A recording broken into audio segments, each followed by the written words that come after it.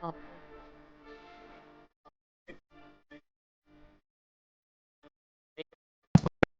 nigga tried to tell me that it might not be. Like,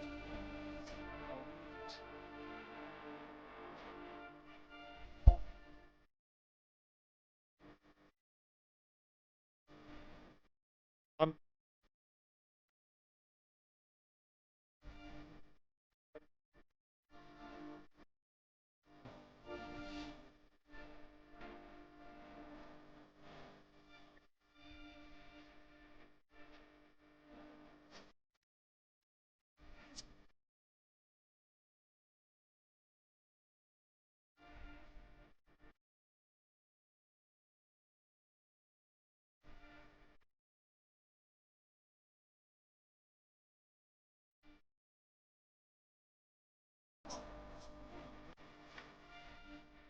Okay.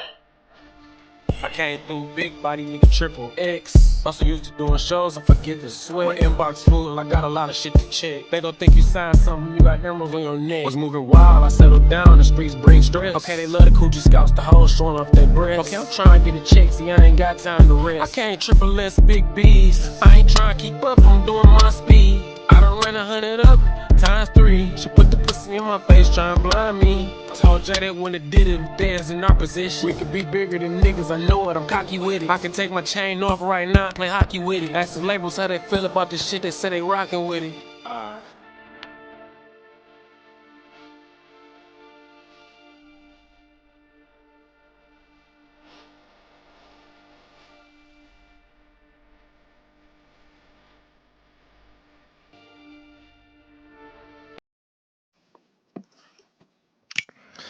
Yo, what's going on?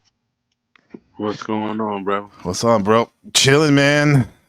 We're feeling a little hyphy today. Had to play that. Was he from Flint, Michigan? That YNJ? Yeah, I think he's Mm-hmm. from there. I think he's from there, right? Yeah. So this is NPC The Game Live presents Surfing the Apocalypse, and I know it's episode 25, even though it says 24, right? YAKUB'S father, who is and was Master Farad Muhammad. As always, we have the legend in the building, the real life Morpheus on code 24/7. Peace, peace, peace, What's up, man. bro? All right, man. How you doing? I'm good, man. I'm good, man. I've always been interested in this Yakub story, man, because it seems so like far out and wild and ridiculous. But then again, at times it's like, okay, it makes a little bit more sense than this color theory about we have about skin color and the sun and all that, you know? But I don't know. It's a crazy thing, and then we've seen it in like movies and stuff, like the Frankenstein, the book by Mary Shelley. Uh, what's it called? Island of Doctor Moreau. You Mm-hmm. know, all these type of things. Like you see that you pop up and whatnot. So it's good to let's take a look at it and see what we find. Yeah, the Yeah, big head scientist. yeah. The biggest scientist it's a big meme nowadays. But yeah. Shout out to Look Within. Hey, appreciate all that and all that wisdom you were sharing, and then it's definitely prudent to keep a heads up to what's really going on. These people out here in these YouTube streets and whatnot, and because not everything is what they seem. Yeah. Shout out to Look Within, the hardest working chatter in the metaverse. Yeah, Facts, facts. yeah, yeah, yep. So yeah. When was the first time you heard this Yakub story? Um, Remember? it Turn this was a shit little down. while ago. I was in the Dr. York, kind of like maybe around '09. Uh, I was in the Dr. York, and I remember he told the story. The only reason why it stuck with me because of the pronunciation of Mm-hmm. Jacob. You know what I mean? It was like the J and the Y, and you know what I mean. So it just that little tidbit stuck with me. But as the first time I heard it was some Dr. York stuff. That was the first time I heard it. Yeah, yeah. That makes sense because he definitely took that story and ran with it. And that, as York does, as Dr. York does, he had to put not a little extra, a lot extra on it, on the original, right? Mm-hmm. He had to throw a lot of more spices and whatnot on there. And yeah, the first time I heard it was like from I was telling you about my mentor, my old running mate, Brother Supreme, when he introduced me to Honorable Elijah Muhammad and teachings and stuff. And I heard that story. I'm like, oh shit, because I've always, from a personal level, been interested in origins, especially race, because being a being having a family and a background of having people from all over the world, I was like, okay, this is interesting. Somebody, because it always didn't sit with me right about the whole, people that live by the equator, they're darker, and then the people who live, up in the mountains or in Nordic areas, they're lighter. But I don't know. This is interesting shit. It's because it's basically a science fiction story when you look at it. Yeah. Well, yeah. I mean, it's the same with the Adam and Eve story. Like, Right. That one too.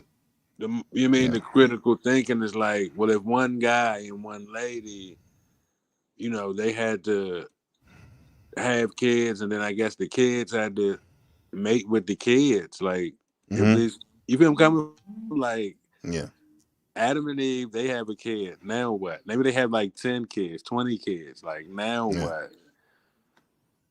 It's like, who else? Who the kids gonna marry and mate with? But each I know. other. Incest, right?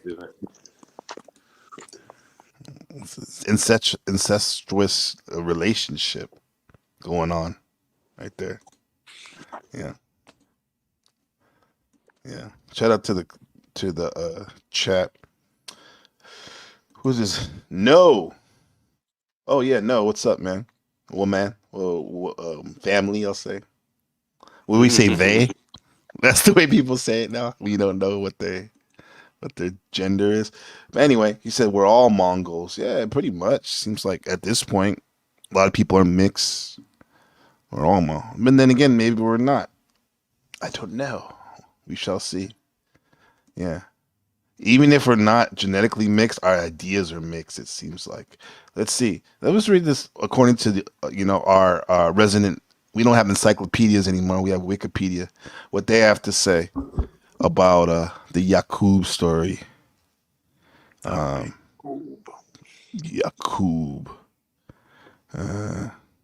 That's such a cool name. I'm trying not to. It is, huh? That's such a cool name. YAKUB. YAKUB. It's like, oh shit. It almost sounds like Dracula or some shit. It does, huh? Look at the picture they use. That looks like a Yorkian picture, right? The one they be using nowadays. Nawabian. Doesn't that look like York art? Nawabian, that's what it is, right? Yeah, with the double brain. Right. Yeah. So here it goes. According to the story, at the start of human history, a variety of types of black people inhabited the moon. And this is the NOI version, I believe. When a black god scientist became frustrated that all those living on the moon did not speak in one language, he blew up the moon. And a piece of this destroyed moon became Earth, which was then populated by a community of surviving, morally righteous black people, some of whom settled in the city of Mecca. So they're saying that that black people were living on the moon, according to this story, the beginning of it. Did you ever hear that part of the story?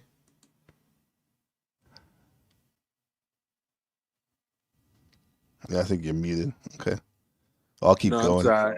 Yeah, no, I'm sorry. I accidentally hit the button. But this story kind of reminded me of like the Anunnaki story about people from outer space creating people here. You know what I mean? For whatever reason. Yeah. Yeah, it does. I'm sure Zachariah Sitchin may have got it from there too. Definitely. Yeah, because actually what you just said, that version of Anunnaki is along the lines of the Nawabians, Dr. York's people. It has to do with Anunnaki and stuff like that. And if you look at some of these elaborate, shiny, presentations. I'm sure you've seen that channel called like Alternative History, and they use cartoons, cool cartoons to talk about shit. The Anunnaki series, and it's literally the Nawabian story. You know, and I didn't know that. Right. I didn't know that. So let's go. So it says a piece, and it's funny. One more thing about the moon thing. London Man, our brother London Man, shout out to him. Lay low, like he's been coming up in his research about hollow Earth and whatnot. Is he's starting to look towards the moon being the actual place where he doesn't even care about flat Earth anymore. He seems to think that we're living on the moon, actually. So, I mean, that sounds wild and stuff, but I want to hear what else he has to say about that. So we'll probably ask him about that when we talk to him next week. But so I'll say so. These morally righteous people that that migrated to the Earth, they settled in Mecca after part of the moon was blown up by this god scientist.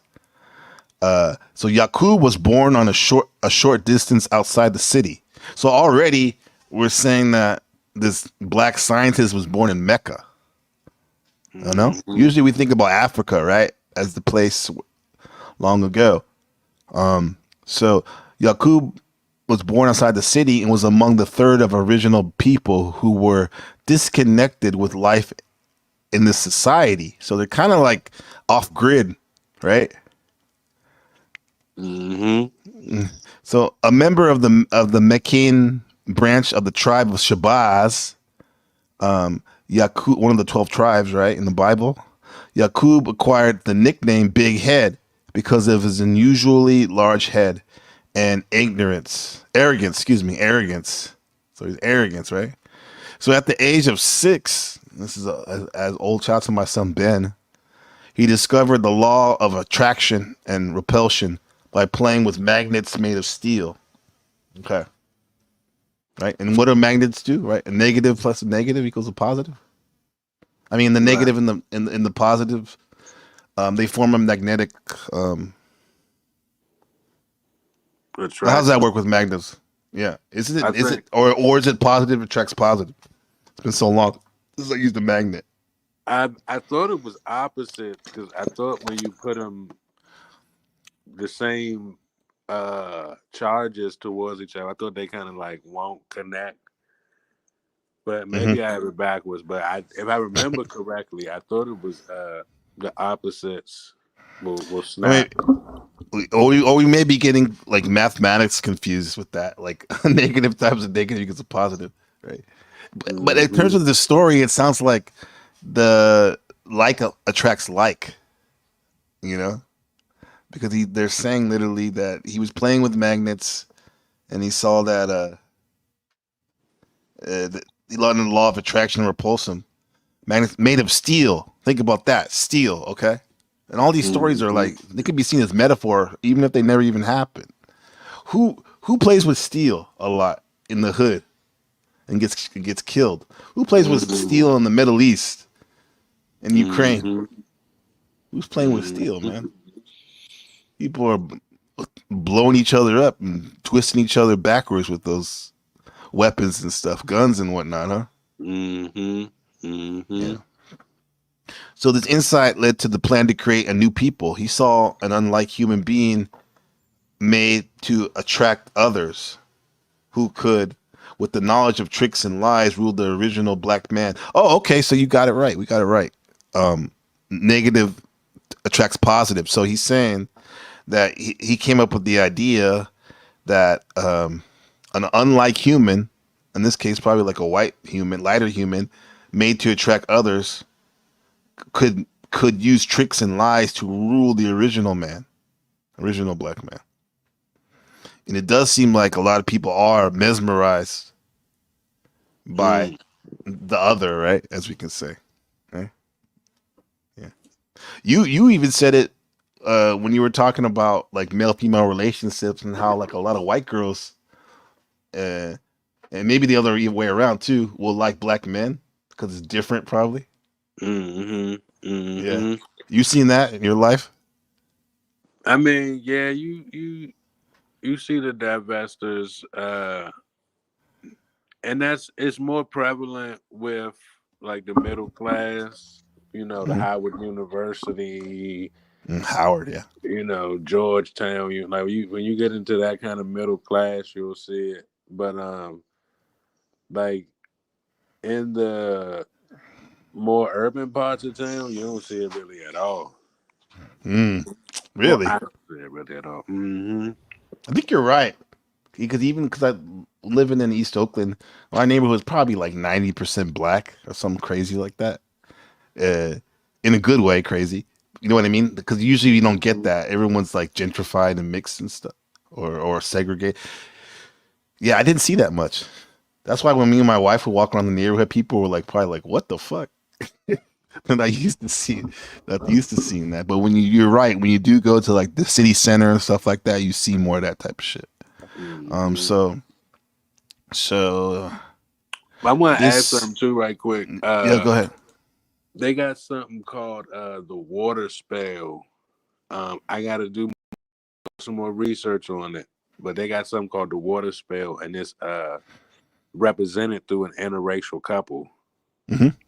I Okay, don't, I, I so don't get some have the power out of that. yeah, I don't have the breakdown on it. I got to research it, but I heard about it like maybe like last summer, last winter, and then I saw a video spoke on it recently. So I'm like, and it's funny we talking about the interracial. Right. Well, I'll tell you though, like the well, Aleister Crowley, who supposedly was whole goal, top priority was to bring in this new aeon of anything goes, basically, do as thy will. And he was Mm-hmm. one of his other mottos he propagated was, "This is we're trying to make the great work, which is the unification of opposites." And and that would be one of the, a powerful manifestation of that, like black coming together with white, and also in terms of sexually too, right? Because how much more powerful can you get than two people come, man and a woman coming together, right? That's the Mm-hmm. ultimate unification of opposites. So yeah, I get the picture of when they were together, Robin Thicke, and he was married to that actress. What was her name? Paula Patton, I think. Yeah, yeah. But it supposedly was uh, a lot of chaos in that relationship and shit. Yeah. So shout out to Shadowback, Shadow Buddha, at Yeah. NPC or Caucasians having fetishes for only NPC or Caucasians having fetishes for only Asian women. Uh, I didn't know you asking that towards me. Do I have a fetish for them? I wouldn't say I have a fetish for them, but they're definitely a lot where I live. Right. I have a fetish for, like Tupac used to say, beautiful women. I mean, I have Mm-hmm. one. That's I don't really. It really doesn't matter to me what they what color they are, what genetics they are. However, I will say this: it probably is. You're probably going to make your life a lot smoother in your family if you do stay with your own quote unquote race. It does Mm-hmm. make probably life a lot smoother, and you get to see things pan out to the fullest because through your children and whatnot. But with me, bro, I don't. If I had to go with someone like pure, I would have to find someone that's like totally mixed like me, if I wanted to go that route or whatever. But you Right, know, right, right. yeah. So, so, so I don't know, man. But yeah, if you find like love wherever, that's fine. But just as people know that do that, as they say, swirling, as Bro Sanchez would say, like it's not easy, bro, because you're gonna get pushback from all sides and stuff. And plus, you know, who knows what's going on like genetically and stuff. Here's a so he says NPC Caucasian fetish. I see a lot of white people. They do. You see that over here. The big thing was back in the day that the Asian girls love the white boys when they come, white men. But Mm-hmm. now that's getting flipped for guess who? Black men. You know. Yeah, I You, always you, thought Asians women had the reputation of being kind of submissive. I can't really think of another word, but I'm just gonna fuck like no, that's good more compared to Western women. Yes. right? You know what I mean? So, Black or white. like I said, I don't. Yeah, I don't really know the actualities of it all, but that was kind of the idea I had, that I guess they were more like conservative and not gonna give you so much hassle, shit like that. Yeah, because in general, the Asian society is about like saving face, meaning that like if something embarrassing happens or something, they'll do their best, especially your wife, to not make you look bad. Whereas American women or not always, not all women, but they'll try to make you like they'll call you out in front of everybody. When in fact they could have just waited a little bit, maybe till they got into the car if they had to do that. But you see, know. the thing about the Yakub story is like, once there's motive in mating, you kind Mhm. of going down the path of eugenics, right? Of playing with genealogies, right? So saying Yeah. like pure white race, or separating the white sheep from the black sheep, or even mixing the white sheep with the, like, I think the process of deliberately manually manipulating race outcomes, you know what I mean, whether not mixing or mixing, like you will inevitably go down the path of eugenics.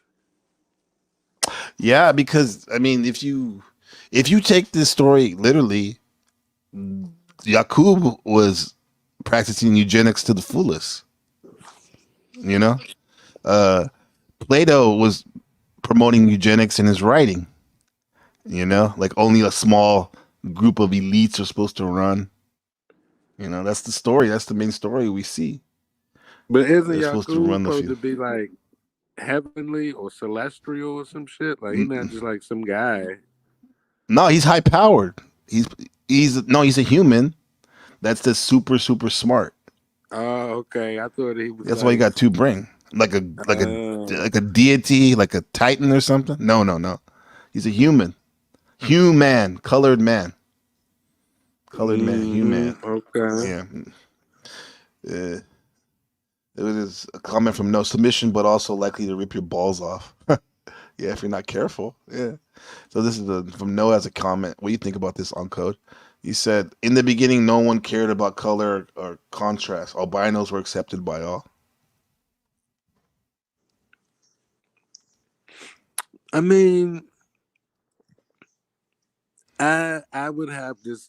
I would push back and ask, where does the Neanderthal and the, you know what I mean? Like, so if we can unanimously agree to the first, you know what I mean? Like, if you're Christian, you believe in your Adam and Eve story, right? So we're like, they wasn't in Nova Scotia, they wasn't in Sweden, or what we know of as, you know what I mean? So it's like, if the original people were Homo sapien and we assume carbonated, melanated,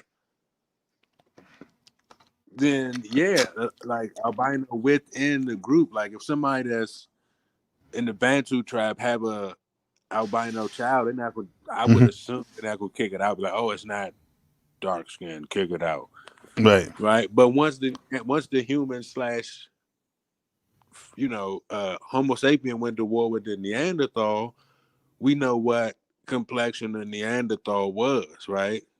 Unless we're gonna say the Neanderthals don't exist, and Oh they no. lying about that. So, but if we're gonna say Neanderthals do exist, they was pale skinned. So, as a melanated person, if we going to war with a different kind of subspecies of human, they coming out the caves, they got the fair skin, the pale skin. That's subconsciously gonna be unacceptable outside of albinoism. You feel what I'm saying? Yeah. Because you would Well, you even would you would naturally think it was an enemy. If you was out and let's say you migrating east and you going in the Middle East towards you're talking India, about if you're a humanoid. if you're a humanoid, right? You Yeah. coming out of the We use sun, those terms. Now River Valley, you coming out South Sudan, wherever the, you mean? So you under the sun of Africa. You migrating out. You run into a Neanderthal that's looking for blood, like looking to eat you.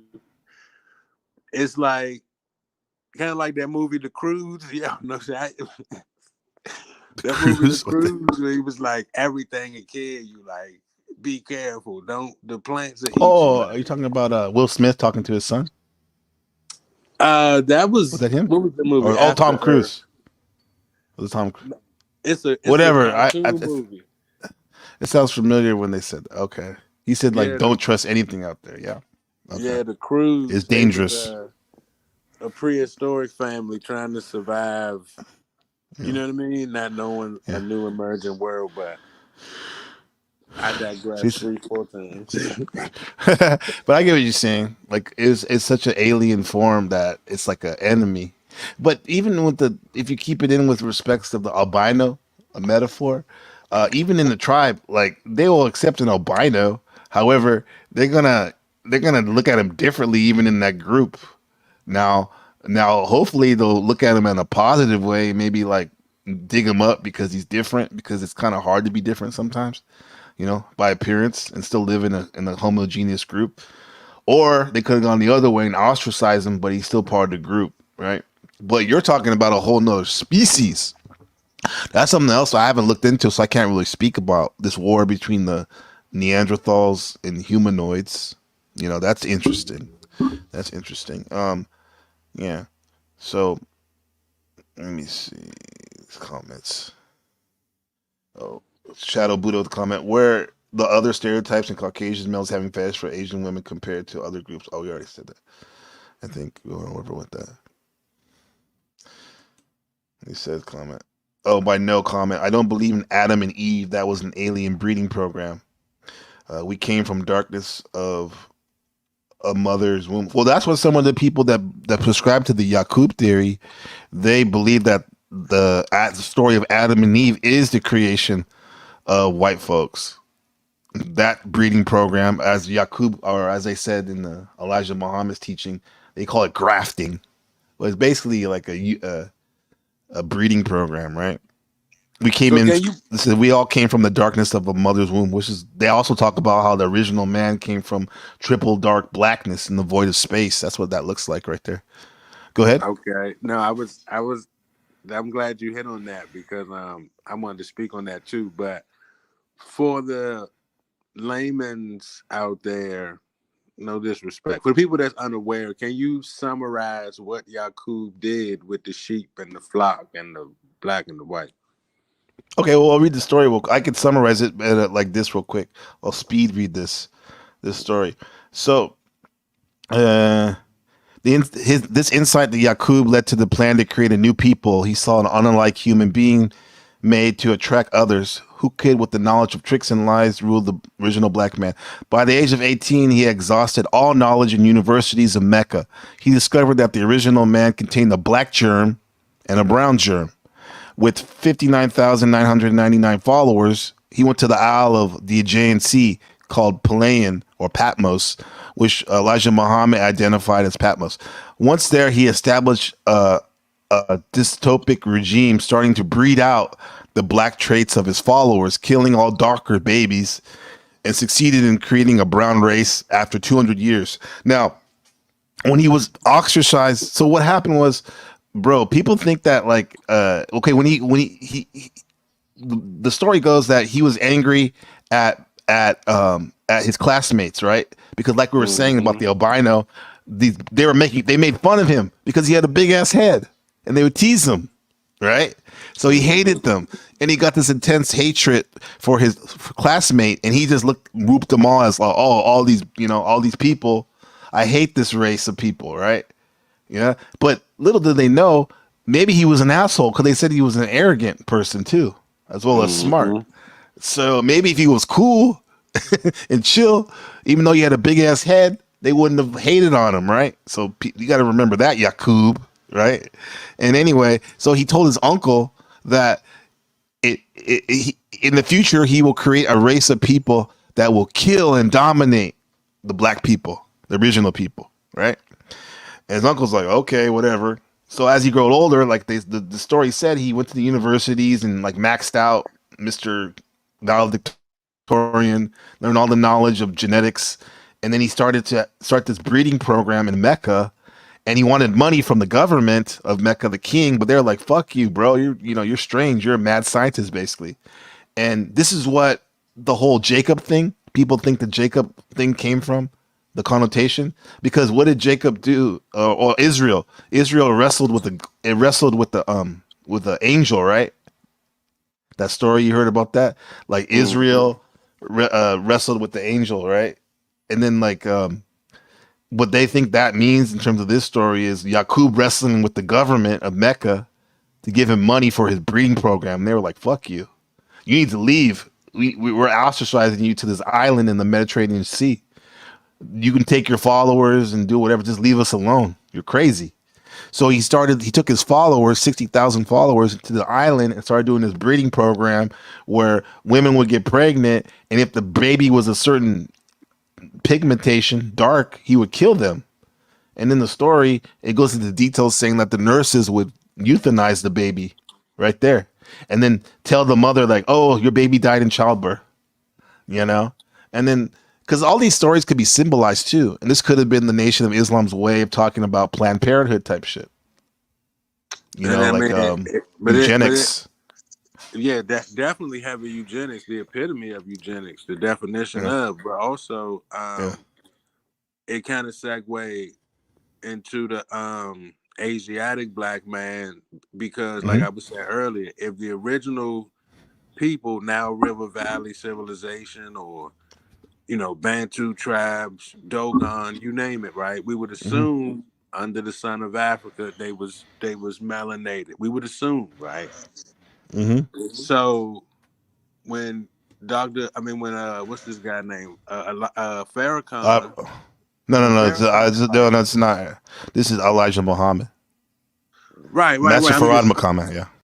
I'm sorry. Go ahead. But Mr. Farrakhan got these sermons where he like, don't you wish your hair was the same texture as your eyebrows?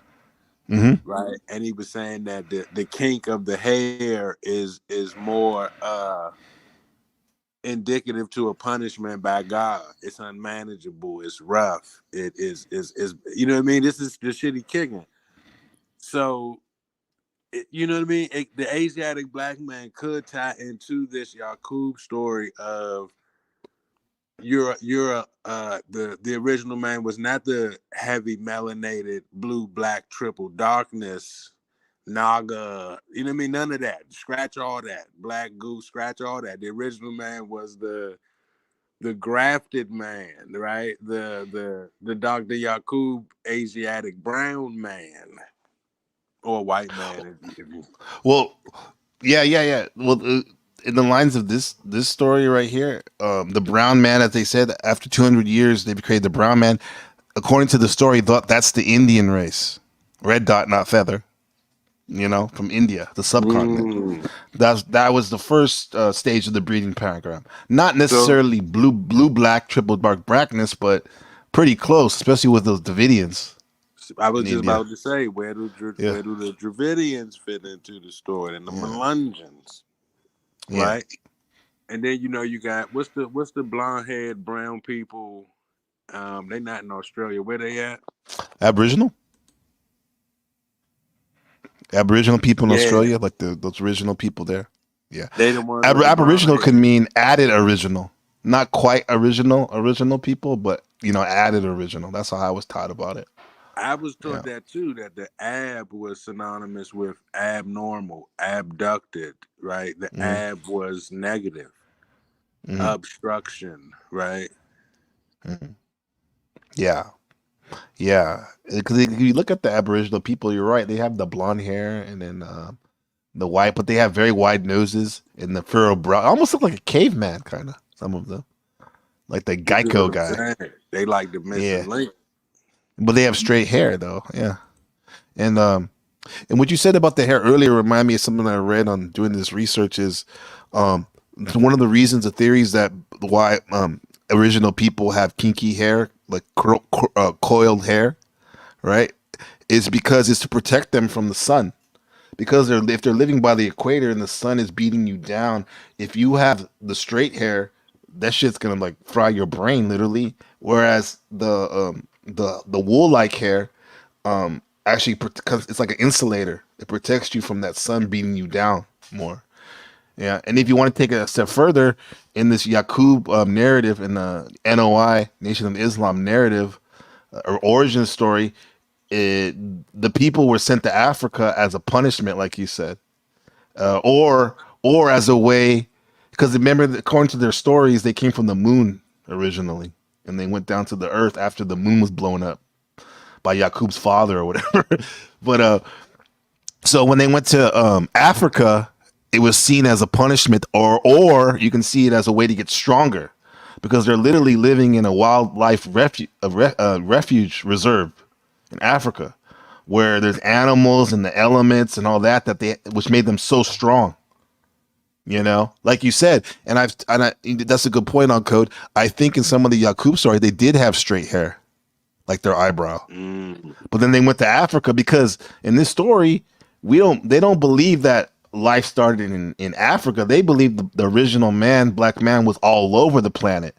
They called it Asia, one big, continent or whatever.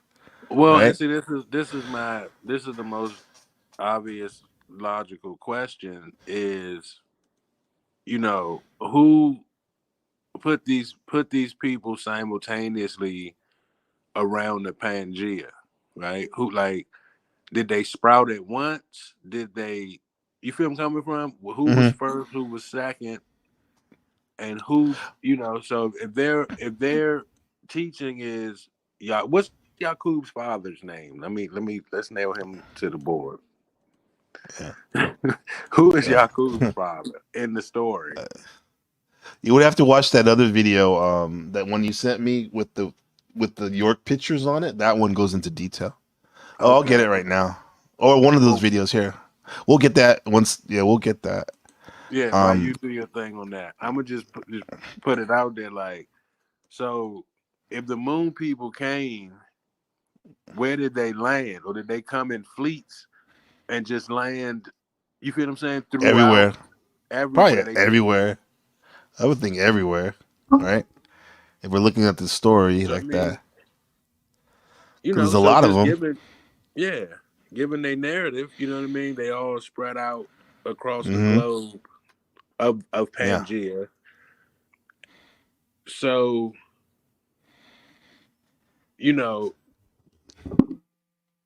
I would assume that they would establish the same civilization, Pangea. Yes. I wouldn't think some would land and be like, you know what? Fuck that shit that we, was living our whole life. Let's make some new shit up and exactly. Go to war. Yeah. You feel what I'm saying? We're gonna go to war with neighboring moon crashed people. And you know what I mean? So that seems kind of weird. Well, that came later, I think, according to the Nawabians and stuff. They had like inner fighting, inner family squabbles and stuff. But in general, you're right. These moon civilizations spread out across Earth with relatively the same type of civilization and setup. Yeah, that makes sense. But it's the thing, and this is what the note says. He said dark skin came first, of course, because even if you look at, even if you don't believe in the color theory about the sun making people's skin darker, look at Mendelian law, the scientist Mendel about dominant and recessive genes. You cannot get dark from white light. All dark light comes from dark, and all colors come from dark. This is why on the Ramji Bib, the rainbow scale of color, the first thing is black. All the colors come from that void. That's probably why when you see someone in a position of authority, they wear black. Look at the judges in Babylon; they wear black. The cops wear black. If you want to go on your murder, trek in the hood, what do you wear? All black. Black is powerful, the void of creation and whatnot. Yeah. These guys are talking about Piccolo. He does kind of look like Yaqub, right? He said Piccolo was his father. Give me some research on that so we can look that up. Yeah. NPC. What's up, Leopard Print? How's it going? Good to see you, sis. Yo, yeah, we're gonna get that video. Let me just get through this thing. Okay, so we got the Indians race 200 years into the breeding program, right? We said that. Uh, so Yakub died at the age of 150, according to the story. However, his followers carried on his work. It's like a breeding program, basically, right? After 600 years of this deliberate, here you go on code. After 600 years of this deliberate eugenic system, the white race was created, right? So in between the Indians being created, according to the story, 200 years after the first 200 years, the Asians, the yellow race was in there. So you got red, yellow, and then white. Black, red, yellow, white.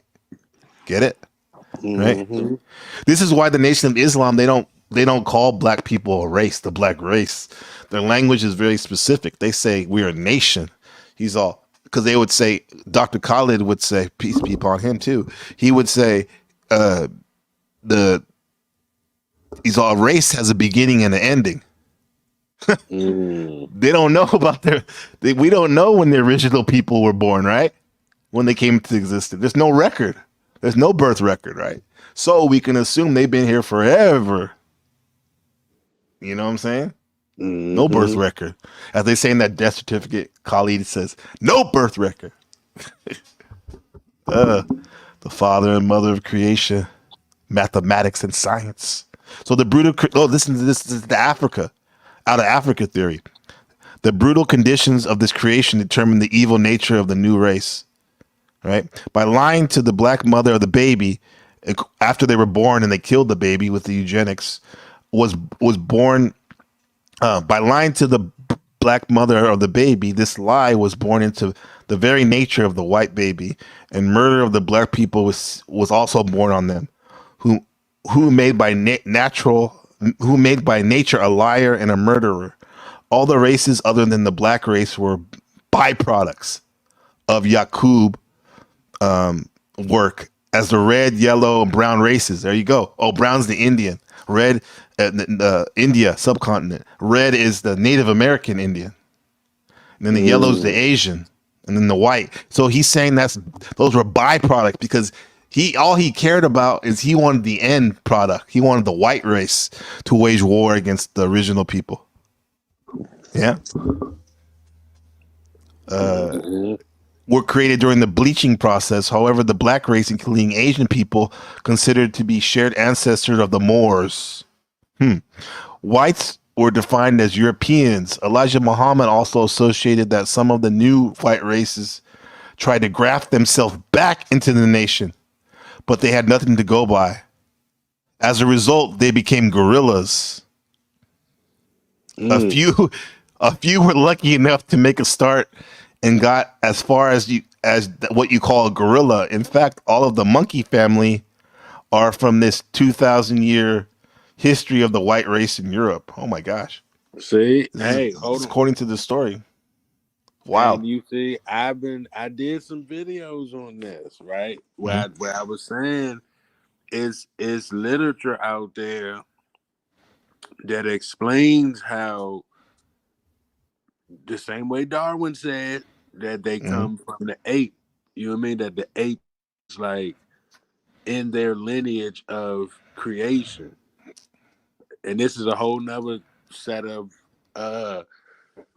information that I didn't even know they was about to say that. But well, I would think like all these stuff we come across from other people, bro. A lot of it stems from this story, bro. This is why, like, people may talk shit about the NOI and all this shit, and the story may be bullshit. However, the narratives being pumped out, a lot of it traced back to this story that Master Farad Muhammad was propagating. You know, so it's good to actually break it down. See what they're talking about. I heard, like years after I heard the Yakub story, I heard this other guy. He's Brett Carr 2001 on YouTube, but he got this series, each installment like 5-6 hours, but he do the research on how the Egyptians was playing with the monkey DNA, and um you got the whole Tamahu thing, but he was saying that that's where the great apes come from. Specifically the great Okay. apes, not the entire, Not the monkeys. not the monkeys, but specifically I think it's like Apes. 7 or 8 type of Yeah. great apes. But so hey, that's crazy. Now he's saying Right. that the whites tried to go back into the nation and ended up making apes. Yeah. If you look um some people look like apes actually. It's funny. The Yeah, and you see this with remember a few years back they said the new human on Time magazine, and it kind of looked like a mixed person like Barack Obama. And even in Mm-hmm. some of those videos they talk about like how Yakub used the breeding program, right? But then and then over the years they showed on the graph like how this many people took to get the lighter and lighter and lighter after each generation. But then they said like some people like tried to do the reverse of the Yakub project, and all they did is by trying to mix the white, trying to mix with the darker and darker. All they did was after many years, it started off as a mixed human, but it went right into black. It's always going to go back into the void, the black, the triple dark blackness, no matter what they do. You know, there's Mm-hmm. no way around it. Yeah, this is why maybe it seems like folks are so desperate to instigate things with black people. It's And see because they this, feel like, hey, you're gonna die with me. I don't want to be alone, type of shit. I'll bring you down with right? me. And speaking on that, I know, right? Speaking on that, triple dark blackness. This is kind of where you get your black. I mean, it was my time to this, but this is where you get your black Illuminati from. But the Illuminati is like the black light, right? You know how when you use the black light, you can see a Yeah, different color spectrum. right. So Yakub and his uh moon people would be your triple black Illuminati. Let Black some people nobility. tell it, right? You feel them coming from? So Yeah. Yakub went off, and this is sounding real Ashkenazi Jewish, right? You went off and wanted to make your own race, and you going from here to India to brown Hmm. to red, and you got, you know what I mean? Call them And byproducts. right, and then when you think about the Jacob and Esau story, right? Esau had the red hair. You got the great orangutan ape that just got red hair for some odd reason, right? Hmm. Um, and even with the Jacob with the Edomites, you know what I mean? Because some say Jacob wrestled a fallen angel, which would be considered a demon, right? Right. I heard that. And if Yakub and Jacob is the same name, who stole it from who? Because the J is just the English pronunciation of Yakub. Let's make that clear. It's the same name. There's just no Well, yeah, J that's in why you there. say in the ancient religion, you say Yakub, even before the story became mainstream. I think they didn't call him Right. Jacob; it was Yakub. Yeah, yeah, So for all the Star David people out there, you should know the Yakub story, whether it's fact or fiction, because you got Jewish mythology, you got Kabbalah. We know you got yeah. Jewish mysticism. So don't you should know the mysticism of Yakub like a motherfucker. Yeah, yeah. I think anyone that's interested in the origin stories definitely need to put that on their arsenal. The Yakub stories. I mean, we hear these stories about like Native American, like the universe being on the back of a turtle or whatnot, and then this was created, by the wind. The wind created the earth and all this stuff. But like this story is pretty intricate. I think anyone that enjoys science fiction, even. But then, and what's crazy about it, because you never know, it might have a lot of truth there. I don't know. We're trying to figure it out. Somebody had a good thing right here. Um, let's see. Oh, here's a question. When you're talking about the original moon people, original Yakub people, the question I like to ponder is from No. Do you think all your ancestors going back to the beginning look more or less just as you do now? All the way from the beginning? No, I don't think so. I think relatively speaking, yes. Maybe they were taller. Maybe I'm going to add all good attributes, positive, right? I don't. Maybe they were I mean, stronger. what do what do what do the Dogon have to say about this? Right? Were they and the Nomo and all that? Like, were they? Uh, what complexion would they be? You know what I mean? Like, so I think if we go back to looking like, further and further ancestors, Hmm. you're gonna get, coy, sand African looking, West African, Bantu, Sudan looking type people. Like, so you I mean, know, I mean, yeah, you come on, triple like, dark blackness type people. yeah. Yeah. But then So, there's other so people that say that the pygmies were the first people, very small people, right? And you hear about small people in Mexico, and you're even in Taiwan. This story I heard from one of the brothers out here. He said because they have Aboriginal people, added original people here, which basically people are saying seeded the Polynesian race, came from Taiwan, this little island supposedly here, right? And so these Aborigine people, they have this celebration slash memorial where they mourn the death of these small pygmy people, dark people that they killed like thousands of years ago, the magical people in the forest, right? yeah, if you pull up Google images of African pygmies, they got like real pictures of the African pygmies too. But this would tie into Yakub shit if Yakub shit is saying that they landed here under Pangea. So if it Hmm. was pygmies in Mexico, Africa, gnomes and shit up in Ireland, like if everybody got pygmies, Yeah. you dig what I'm saying? Like, how did they get from Mexico to Africa?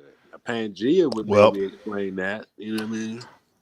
well, yeah. I don't know how they. Well, that explains that traveling, with their feet, or if there was a higher technology, maybe they had better, vehicles than we have now. But that's another thing that I recently came upon, bro. This whole theme of eugenics and one world government and technology. The machine lies. He brought this up, I think, on his show.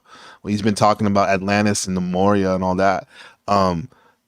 Like and he's live right now, so shout out to him. If you want find that interesting, you go over there too. But I'm happy to have everyone here that's here right now.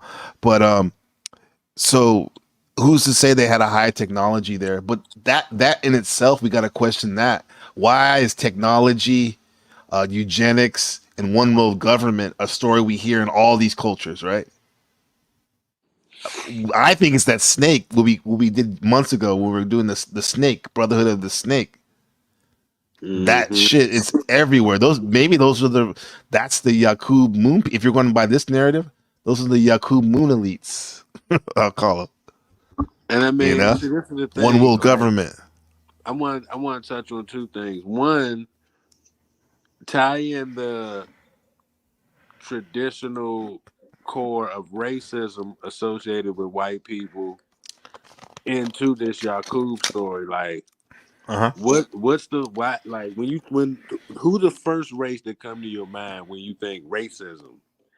Like the first people come to your mind is the white people. Like, let's just like, I mean, and Yeah. rightfully so, because nobody really on it like they on it, like to the Mm, extent where true. True. True. they going out their way, blah blah blah. So if you tie this into the Yakub story, when it's like, well, we don't want to tie back in. We don't want to mix with the black race, and we don't we want to exterminate Yeah. them, give them abortions and bullshit.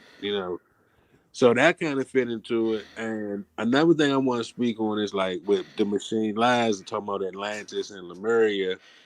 now you dragging Blavatsky and her root races into this. And a lot of the Moors, they have some teachers under Moorish science that Lemuria was Mur, Muur, and that leads you right into the Muslims, which also going to tie you into the Dogon talking about aquatic people of Code out of advanced water. intelligence and shit, right? You feel what I'm saying? So just for you, science fiction heads out there, Atlantis and Aquaman and them was niggas too. Yeah, if that's the real, if we're gonna try to make it real with a more realistic overlay for sure, and also too, when I was talking about Machine Lives bringing it up, he's from what I see, he's against all that shit. He don't believe in that shit. I don't think he was just using that to show us how, like, and I'm glad you brought up Blavatsky, how that she did try to resurrect those old stories and craft them in a way to support her racist way of thinking. But I'm not gonna give quote unquote the evil white people credit in the sense like, yeah, we nowadays we think about them as the quintessential racist. I think that's what you were getting at, right? But some people would even say the only racist, right? Because some people believe that only white people can be racist, which I don't believe that necessarily. I think anyone with power can, depending on like what the demographics are. But according to this YAKUB story, he was one of the first racists in his people. Yeah. Well, and it wasn't necessarily a racist; it was more hater, because when YAKUB was around, there was only one race of people. He's the one that. Well, actually, he is the first racist, because, like my brother Ali says, what does he believe a racist is? One who is proficient in the study of race. Check that out, bro. And that's all YAKUB was about, right? He was obsessed with race. He wanted to just make something super evil and shit. And look how the Jewish bloodlines practice incest to, you know what I mean? They hate Meghan Markle up there at the castle. Yeah, man, she gets a lot of slack over there. Yeah. Mm-hmm. Yeah. So I mean, and then this now you want to talk inherently racist. On the black side of things, like you don't get like pushback for lightning for being brown, the spectrum of browns and blacks, right? So it's like, let's say if a white guy have a baby, he can say, "Oh, the baby too dark. The baby too dark." Yeah. And the black side of things, you can have a baby that's light skinned, and I've heard people say, "Well, my grandmother was light skinned, lighter skin running my family." Like, you know what I mean? I've heard people say this before. Like, not that the baby come out like super, pale or something, but it'll come out a lighter shade than maybe the dad or the mom, and they'd be like, "Well, my uncle and that side of the family, all them light skin, so it's in my blood." Yeah. They're also like, some of them will get mad when the baby's too dark too. I've seen both ways where there's colorism in the African American community.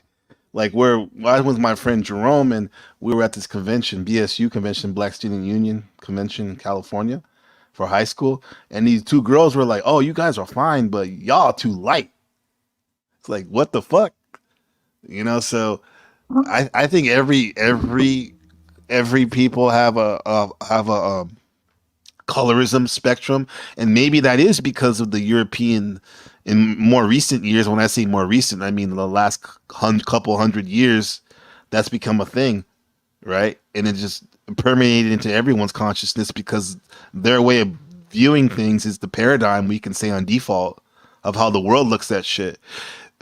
I even hear people like here, when there's a baby being born, they'd be like, "Oh, that kid's dark," they'll say. Yeah, And then you think about it. Yeah. If everybody was originally one color, the Right. idea of racism. Well, I believe that. You feel what I'm saying? So the Yeah. idea itself, just the basic thought of superior race compared to another, you know, and the African diaspora is more of a tribal bullshit going on. Like, well, I'm Dinka, Yes, I'm yes. Matumbo, I'm Yeah. this and that. That's Which are the bullshit. gangs. Same thing in America, which is a Gangs, tribe is the right? same thing as a gang. Yeah. Yes, sir. So there's Yeah. is gang bullshit going on, but I don't think they could practice racism because everybody was close in The complexion. same. You feel what I'm Right. saying? So Right. inherently, you feel what I'm saying? Like, hey, Well, I don't Yakub, know. bro, he did it. He said, I just read it earlier. It was embedded in them from the get go when they were euthanizing the babies that weren't dark and whatnot, and then their whole breeding program was basically around murdering too. That was a big part of it, Because let me you know. ask you So this: from your experience, where do you think the idea of white supremacy comes from in the mind of white people? Not how we see it, but where do you think their superiority in their mind comes from? I think it has to do with. I think it goes back to when they started branching out and not even using the Yakub story, but when they started branching out and traveling throughout the world, and they saw that, oh, there's different people here, right? So and maybe they felt desperate and kind of like insecure or vulnerable, so they had to pump themselves up with the superior thing, so they can feel like, you know, so they can get through being outnumbered when they go to an island when there's only like 200 of them and there's like 10,000 original people on the island. So that's what I think it originally came from, And there's no, as I a way to mean, kind of like, like psych themselves up hmm, from the reality of the fact that it ain't all sweet for you, or it may not be. Yeah, yeah, that's what I think. Yeah, because but in I terms of this Yakub story, it came from a black man who wanted to make his superior race, which was the white people, which he basically, what he did was he took the black germ, using their language, the black germ, and tried to get out that brown germ, which is the recessive gene, and just keep breeding and breeding, squeezing out all the blackness, quote unquote blackness, until there was nothing left, until the only thing left was the resin. Because you know, if you're making like hash, shout out to Snafu Snaps, or alcohol or something, like you keep, or even ayahuasca, you keep filtering out till you get the last of the last, which is the resin. And what hits the hardest in the pipe? The resin, right? And the whole reason that Elijah Muhammad told this story about the white people being Yakub's grafting program was to tell his people that the white people were the manifestation of evil, and this whole thing was, this whole experiment was to make black people so done with being evil, because these people, according to their myth, were the embodiment of evil, would rain hell on their ass, that they wouldn't want to have nothing to do with them or that type of negativity. So they're the resin of the manifestation of the quote unquote gods, the black gods, and that's why they call them the devil. They literally call them the devil, not no cracker, not no whatever you want to call them. They literally called them the devil because if you look up the old definition of devil, all it means is not original. And that's the way Elijah Muhammad looked at it and his people, right? Ain't want no like calling them out their name or being nothing personal. It's just that he saw them as a reflection of getting all the evil out of the black man. Because even when there was no white people around, according to this story, obviously there was still evil in the black man, the original man, right? Because Yakub wouldn't have done what he did. and see, And this this, probably, go huh? ahead, go ahead, brother. No, I was just gonna say this probably how these Ashkenazis could say, you know, Judaism is a race. You Right. know what I mean? And I'm Boom, look like, at the comment. I know. white Read that out, supremacy. code. Yeah, white supremacy was invented by Zionists. So you see what I'm saying now? That's why I asked the question. Because man, I keep saying I gotta do this eugenics video, man, with Francis Galt and Hmm. Darwin's grandfather and all these dudes.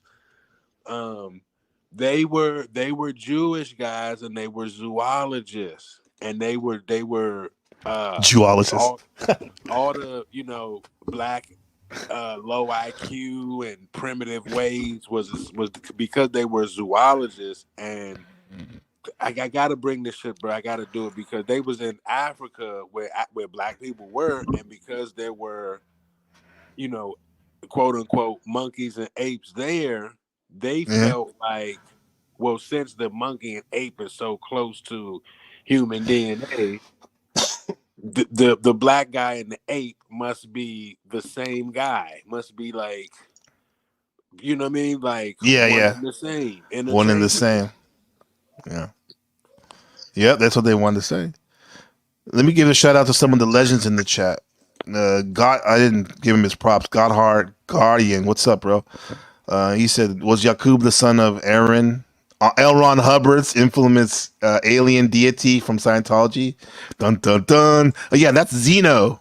Zeno is the one that L. Ron Hubbard, and I think he did get some of this shit from the Yakub because it's very similar, but they call their guy Zeno, right? And there's a little bit more nuance to it.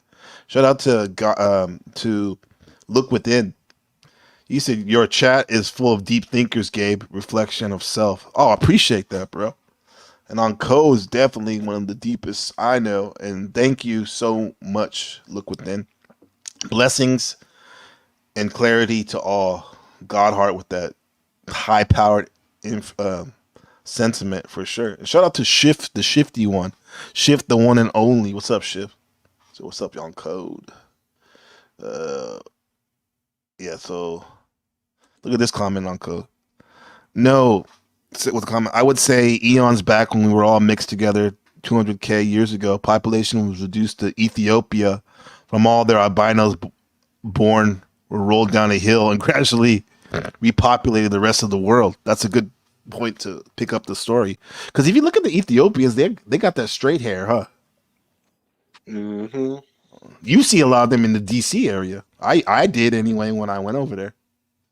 Yeah, I see a lot of them over there in DC. Yeah. Well, the Ethiopians, I did a video on this. I think on my last channel they got taken down. They consider themselves Arabic and not African.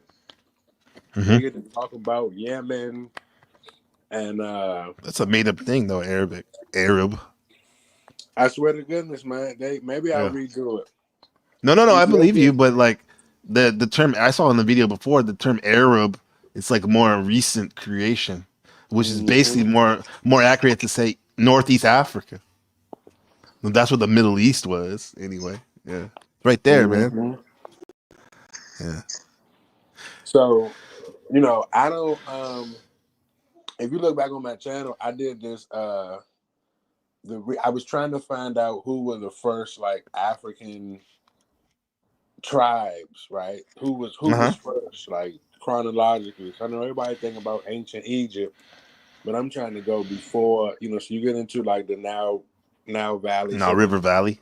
Nile River Valley shit. So I think the oldest deity over there was Ptah, a pygmy, but it was a Nile Valley deity. And if I remember correctly, only one I can remember is Bantu.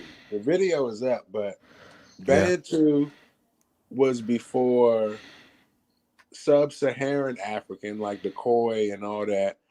And then Ethiopia came from the Khoi traveling east of Africa into Middle East, all the way, some say, all the way to Asia. That's why the Khoi San Africans got those chinky eyes. Oh yeah, They look like the Bushmen of the Kalahari.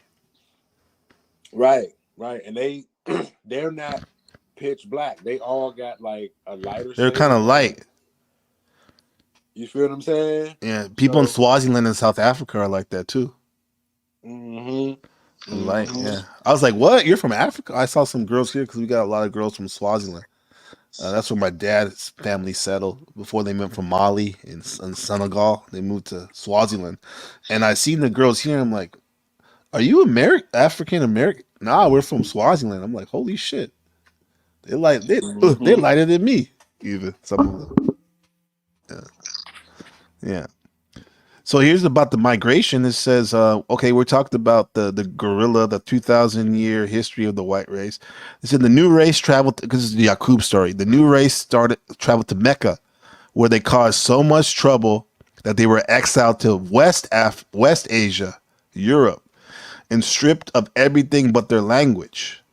Once there, they were roped in to keep them out of paradise. The soldiers patrolling the border armed with swords to prevent the devils from crossing. That's the story in Elijah Muhammad. And this is what some people think, that this is a story about the Moors when they were battling with the Europeans in Spain. How this Moorish king was battling the European, right? So a lot of the story has a lot of crossover. For many centuries, they lived a barbaric lifestyle, surviving naked in caves and eating raw meat, but were eventually drawn out of the caves by Moses, who taught them to wear clothes. And they're probably doing other things in there with the dogs and each other in the story, right? Moses tried to civilize them, but eventually gave up and blew up 300 of, and he blew up 300 of the most troublesome white people with dynamite. No, okay, come on. They're like crossing timelines and stuff. You hear that? I mean, if you into alchemy, you could I figure guess you're out right. how to make some shit. You already know what fire is. You know what I mean? Yeah, you're right. Motherfucking witchcraft. Moses got a 6 or 7 book of witchcraft. I mean, hey. Musa, as they called him. Yeah. Mm-hmm. Yeah. Mm-hmm. That's kind of funny though. I see what you mean, Uncle, but that sounds funny though. Like, no, it sounds funny, but hey, see, they get on me when I get to talking about the troglodyte and the cave and all that. This is their story though. Man, it ain't just me. This is from Fahad Muhammad. He ain't no pitch black. He's Indian. So don't. Yeah, no. He's Pakistani Indian. We'll get to that too. Mm-hmm. Not even a black person said that. So I'm just repeating the information out there. The monkey and the cave and you motherfuckers talking about you Jewish and Christian and giving other people's narrative. You wasn't with Moses. I wasn't with the line of Abraham. Moses was in the line of Abraham. He just said Moses tried to civilize these folks as if they was outside the group and was like, fuck it, we blowing shit up. Like, holy shit. Christian there, you Moses and David and Jewish and Chris. Man, don't get me started on these guys. They said Supreme showed me the writing that it said that Moses had to sleep in a ring of fire because they were trying to backdoor his ass, literally, in the cave. That's magic right there, right? We talked about the figure eight and getting hyphy, right? The circle magic. He literally had to sleep, according to the story, in the ring of fire. And he was all, fuck it. I tried. And it says, however, the whites had learned the use of tricknology. And that's just like, scamming, killing, cheating. Maybe Riz. A plan to use their technology and not only technology, but lack of empathy and emotion to usurp power and enslave the black population, bringing the first slaves to America, according to the NOI doctrine. YAKUB'S people were destined to rule for 6,000 years before the original black people of the world regained dominance. The end of which was 1914. And then Elijah Muhammad read a message to the black man. He wrote that Allah gave us a stay of destruction to the white race that's still going on today, that they believe it's about up right now from 1914. Because it's been over since 1914, according to the story. And you know what's funny? 1914 is when Aleister Crowley did that great working, as he says, in the pyramids of Giza, where he talked to the demon Khoronzon and Azawa. and said like this is the new Aeon and all this shit. Yeah. Man, I'm trying to tell you. Then you gotta think what make the story the spooky is when it's real shit that you can kind of breadcrumb into the story. And if you say you Caucasian and they got Caucasus Mountains, right? Yeah. You're not living on the side of a mountain like a goat, right? So Or a you mole. obviously, right? They don't say you in the foothills and the valleys and the gullies. You in the mountain, literally, like from the mountains. You know, you got the West Virginia Mountaineers, right? Right. The Hilltoppers in Kentucky.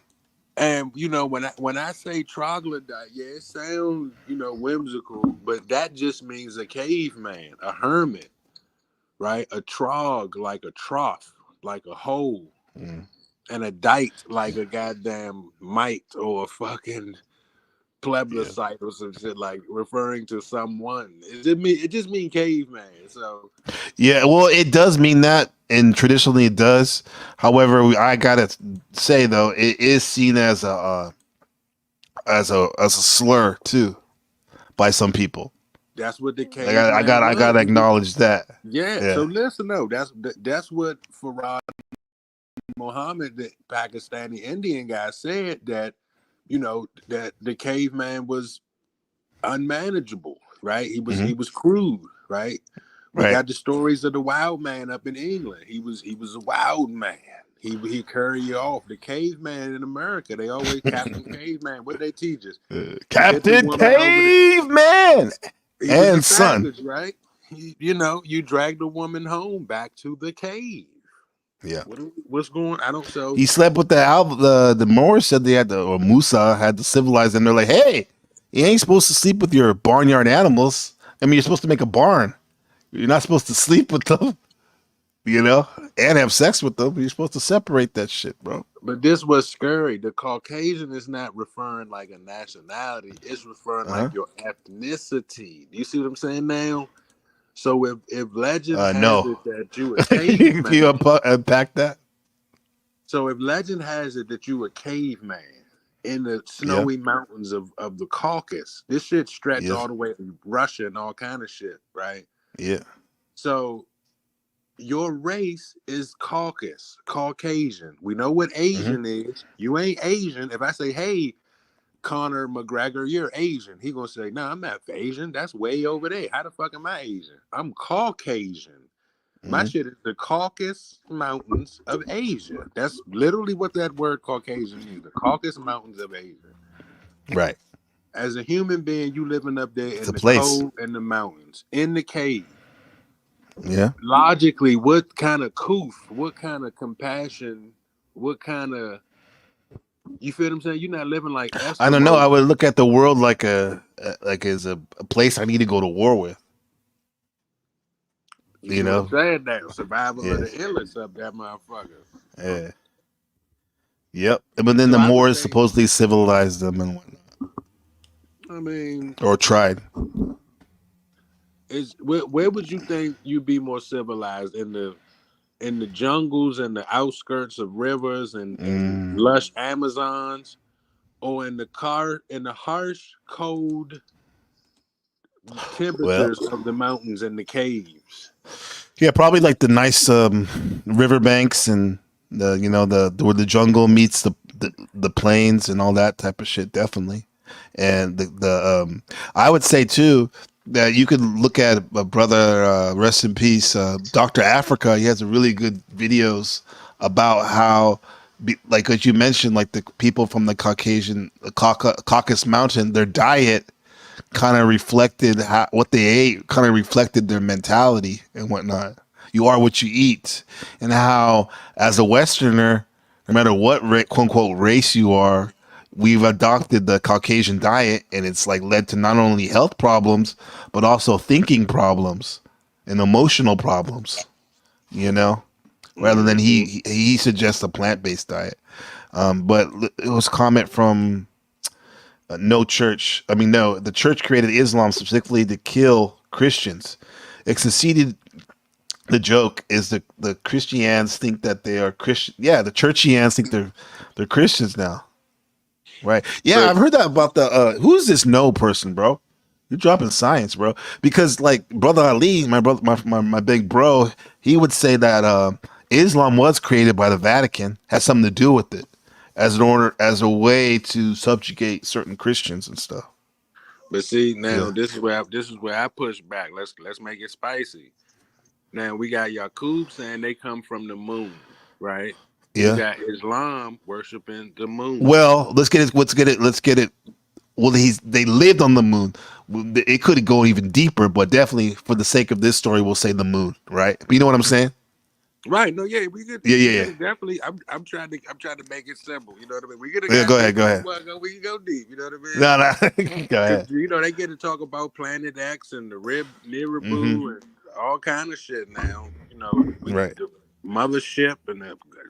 Okay, but for the sake of conversation, you got Islam worshiping the moon. You got Right. Yaqub and them saying they left the moon or whatever. They blew it up. His father. So if Christian made Islam, Uh-huh. we know that Akhenaten and the Egyptian dudes came up with the idea of the Black Madonna, the Immaculate Conception, the resurrection, the sun deity, sun worship type shit. So, the monotheism comes from the pharaohs of Egypt. Uh-huh. When Amen and wanted to be Amun Ra, when he became the Father, Son, and the Spirit and all that shit. So Islam, though, as far as worshiping the moon,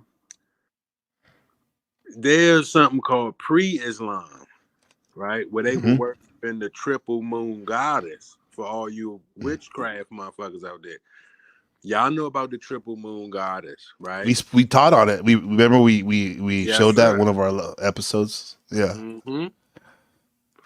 So now the Christians ate what we know as Christians, as far as like Roman Catholic and the Europe, England Christians up there, they late to the party, right? Mm-hmm. Because the Ethiopian Bibles and all that Coptic shit depicts all the Bible figures as melanated.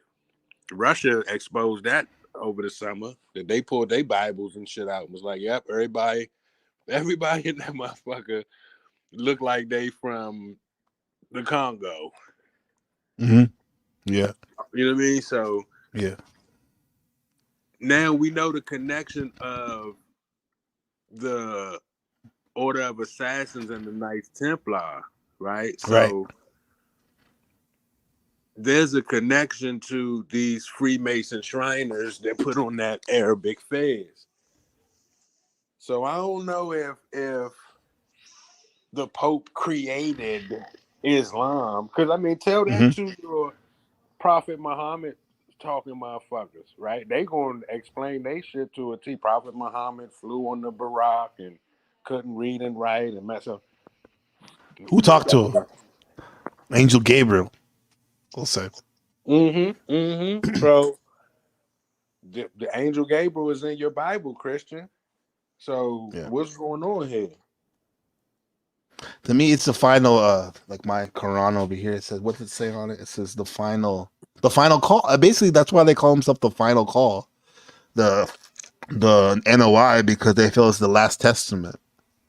Like the Quran, the Torah, Bible, Quran. I mean, they all support each. If you really look at it as like a meta narrative, they also kind of like support each other, and they're talking about the same people. It's just that certain of those holy books emphasize certain stories more than others and whatnot. And see, that's why the Freemasons to connect it with the Knights Templar Order of Assassins. No, the Knights of Saladin. Let's be as clear as Yeah, possible. Saladin, the hill people who lived on the top of a mountain. So, okay, right? You see where I'm going with this. So you that's why the Freemasons allow Muslim, Jewish, Christian, long as you believe in a deity, because once Right. you know, the Freemasons study all that esoteric shit, so they know the They're overlap. talking about the same people. Right. You know what I'm saying? Yeah, the If they Brotherhood of so the Snake, racist, maybe. if they so racist, why would they put on the Arabic fairs? We seen 300. Exactly. We seen Exactly. 300 when Persia was the bad guys, and this Hmm. is Sparta. But you put on the fairs. Right. Like, come on. Yeah. The Shriners, and then I talked to my good friend in DC, my other good friend DC Ty, who's he's beyond 33 degrees Scottish Rite Mason, and he told me because he was like not monitoring me. That sounds like a fucking, but who knows? Okay, he was chipping out. He's like, bro, the stuff that you've been posting about how Islam and and how it relates to masonry, he's like that's the quote unquote big secret, is the fact that once you get high enough you realize that Islam is one of the foundation, the cornerstone. No matter if you're a fucking hillbilly from the Appalachian Mountains or you're from Glasgow, Scotland, right? As long as you're a Mason, you a higher up Mason, you're fucking using those Islamic structure of thinking. You know, so it's like it's kind of deep, but it's in your face if you look. Here's a story about, these are funny that we came across all these videos. There's been like a craze to make these videos about Yakub, and you would think that black people would make them, but original people, but it's white people. A lot of white young men who are kind of like mocking it, as we said, right? But in their mocking it, they seem to be taking it kind of serious too. You know, just listen. Read between the lines. This is a white person making this video. Yakub, or Yakub, or Yakub. You may recognize this man. His name is Yakub, or Yakub, Yes, Shriners for sure. or Yakub, Fez. or Yakub. He lived 6,600 years ago, and if you are white, he is your father. Not only that, you're also Greek, but we'll get to that. Okay, the Patmos is is the island where he did the breeding was in Greece. Yeah, so it's like a joke, but then again, it's not for them. Yakub, as we know him, first appeared in the writings of Wallace Fard Muhammad, the founder of the Nation of Islam, simplified as the NOI, or NOI, which is an offshoot of mainstream Islam with a focus on black nationalism, and was expanded upon by his successor Elijah Muhammad, most specifically in his chapter Making of Devil in his 1965 book Message to the Black Man in America, which outlines the role of Yakub in making the white devil race. To get the full picture of Yakub, I would like to share his life story with you. Although the following story is not the same as the original story outlined by the Noi, as it expands upon a few extra plot elements such as the nature of Yakub's origin. This is the most complete story of Yakub I can find, and it is my personal favorite iteration. The story of Yakub begins with aliens and the Hollow Earth. Thousands of years ago, many alien groups came to Earth after leaving their planet. Not much is known about their original planet. Okay, so they came from, according to this meta narrative of it, huh? Like you were saying, right? Came from somewhere else, not originally from Earth. We only know that it was... Or maybe they did, and they just went out like years later to branch out, and then they came back. We don't know. ...destroyed by evil, forcing the aliens to flee. These aliens took up residency within... Wait, that's important. Sorry about that. Damn, what did I just do? Shalom, everyone. My name is... Shalom. You like that, Uncle? ...of Devil in his 19... I can find, and it is my personal within the Hollow Earth. Also, we only know that it was aliens in the Hollow Earth. Thousands of years ago, many alien groups came to Earth after leaving their planet. Not much is known about their original planet. We only know that it was destroyed by evil. Okay, so it was destroyed by evil, their original planet. That lets you know that it wasn't all sweet when it was just one race, according to their story. Right. There was evil, right? It wasn't like white people invented evil. No. Evil, Yeah, forcing the aliens to flee. According to the story, anyway. These aliens took up residency within the Hollow Earth, also known as Agartha, as humans were already living on the surface at this time. These surface humans all belonged to the Ebenoid tribe, and white people did not exist. Humanoid tribe. Okay. This was around or before 4600 BC. The alien visitors were able to live Wait, so in they're saying that there was already humans on top of the planet, right? And you know, it's funny. He said the ebenoid, right? You Yeah. know, ebony means black, but Right. I saw this one guy vid, and he talked about the Ebony tribe, Mhm. Eboini, right? And he was kind of saying that they were super ancient. Hmm. That's the term he used. He specifically used that name. Huh. He could have said Mhm. Adamites, Edomites, all that. Yeah. Uncle, this comment's for you. See this? By Noah. Oh, crazy. Damn. I mean, hey, I done said it. I done said it. Yeah. Yeah. Shout out to Resto Chesto out there, bro. This brother. Yeah. Yeah. Salute. Salute, big time streamer in our world right here. Good to see you. Hey, you mind if I drop the link on code? Yeah, drop that link. I'll Drop say, that yeah, link. it's anybody want to build or have a point of contention. We out here. Yeah. Everybody want to say they outside and whatnot. I mean, we're inside, but technically, digitally, we're outside when we drop the link, right? It's like, bring it. Let's see. We're curious about what you have to say about this Yakub science. the center of the earth because there is an inner sun, and from this hollow earth they were able to establish great civilizations. The most prominent alien group living within the hollow earth were known as the Shiuk. The Shiuk are dark-skinned, large-headed humanoids. Inside these large heads, the Shiuk have oversized and extremely dense brains, making them far more intelligent than your average human. The Shiuk did occasionally interact with the surface humans, and were seen by humans as mystics, prophets, and sages due to their immense knowledge and odd appearance. Okay, so they would come up from time to time, right? To kind of bless them. Kind of like the opposite of the Anunnaki, where they're coming. Well, literally, I guess they came down, but they didn't come down on the surface, right? They went inside, right? And they kind of look like James Evans from Good Times, with that receding hairline and shit. The Shiuk had a leader named What's up, bro? No, they say some Africans, a lot of their hairlines be pushed back. The thing is because they got remnants of the Yakub double brain. Yeah, I don't know. I'm learning like the rest I of don't you. know. That head looks like an Afro puff, huh? Like two Afro. That's the thing. They said Yakub was so smart. He had two brains, and then like he was geeking out off his breeding, grafting program research that like that shit exploded, and that's what caused him to die. Yeah, I guess that's a reference to high blood pressure. How we gotta be careful with that shit. King Fukor, who had a daughter, Princess Rehia. He also had two brothers, Amo and Yushak. Okay. Yushak had a bitter jealousy of his brother King Fukor.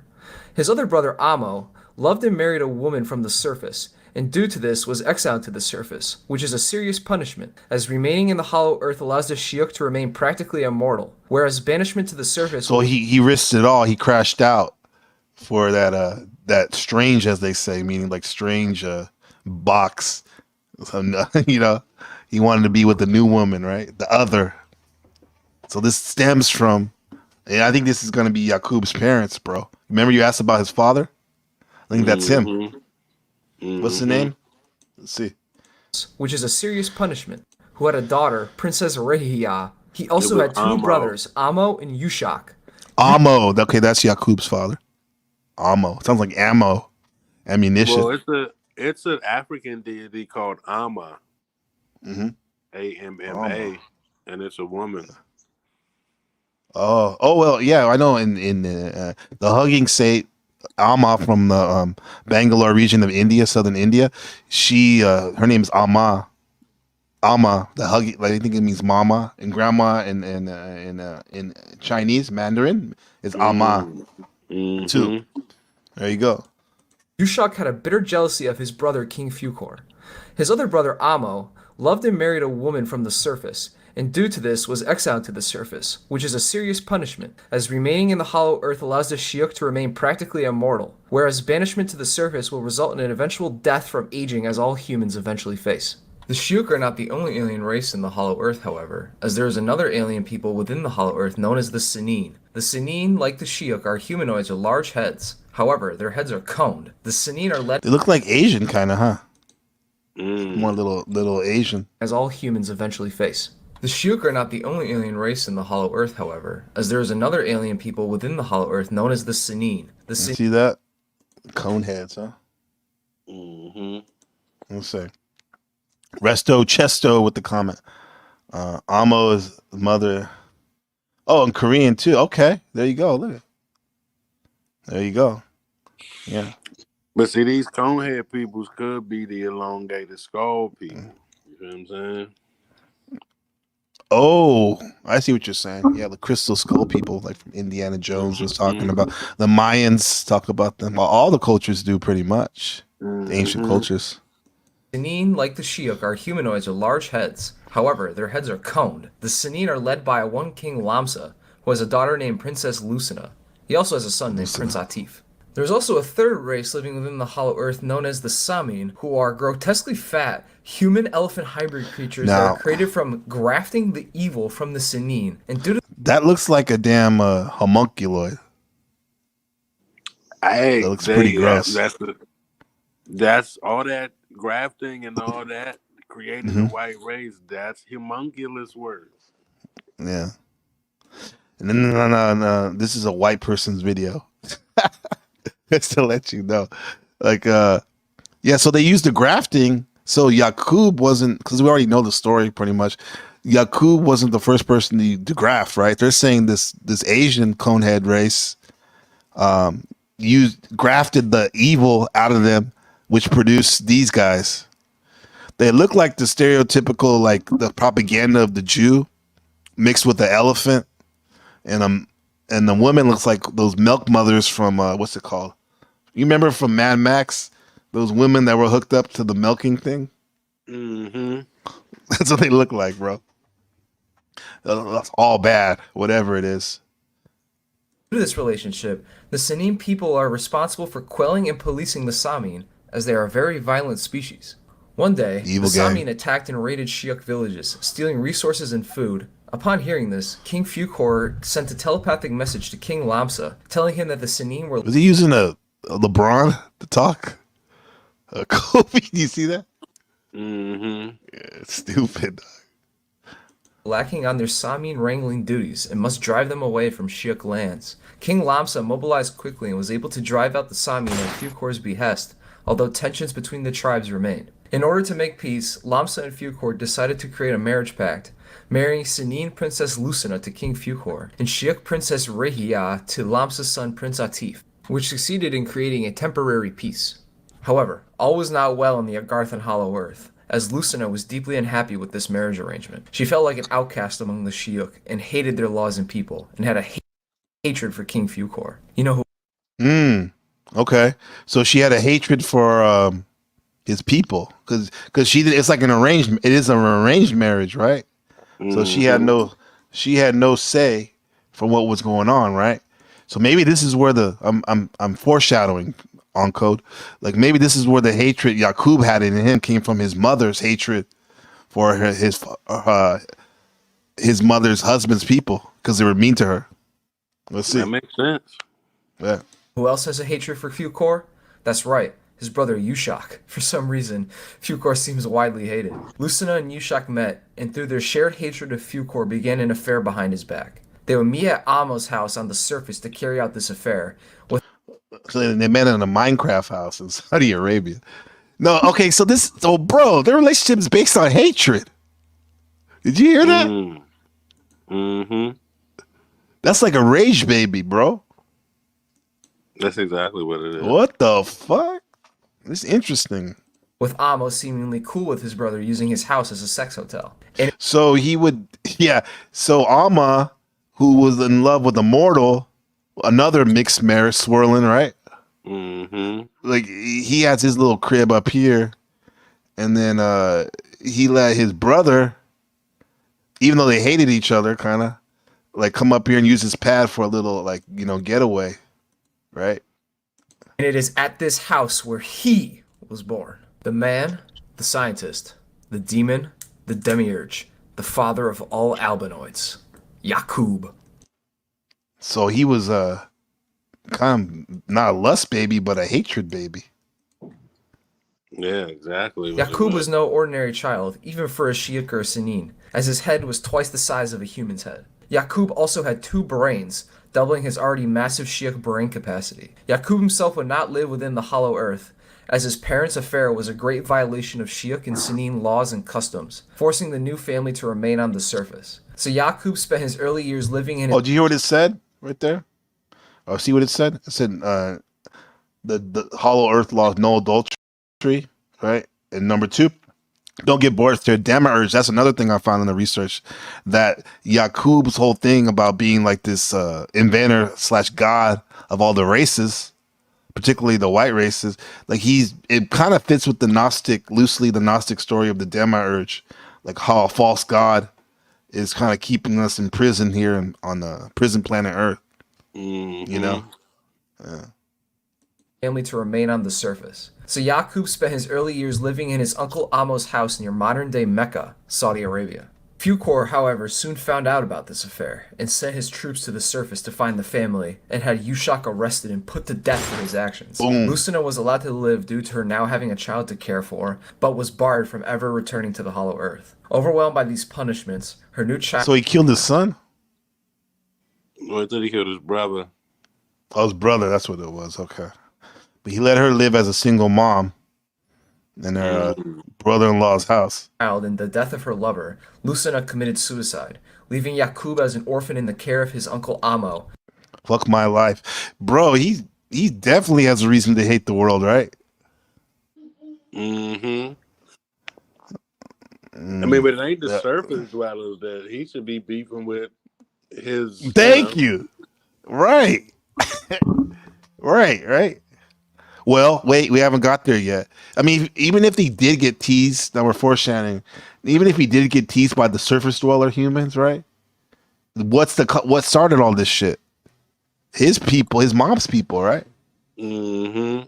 And his dad's people, too. Yakub's life is already horrifically tragic, witnessing death and sorrow over things he has no control over, abandoned by his people and scorned by those on the surface.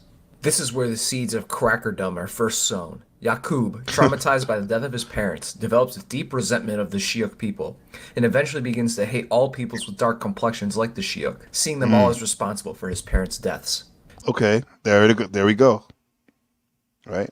He put it all on them. Right?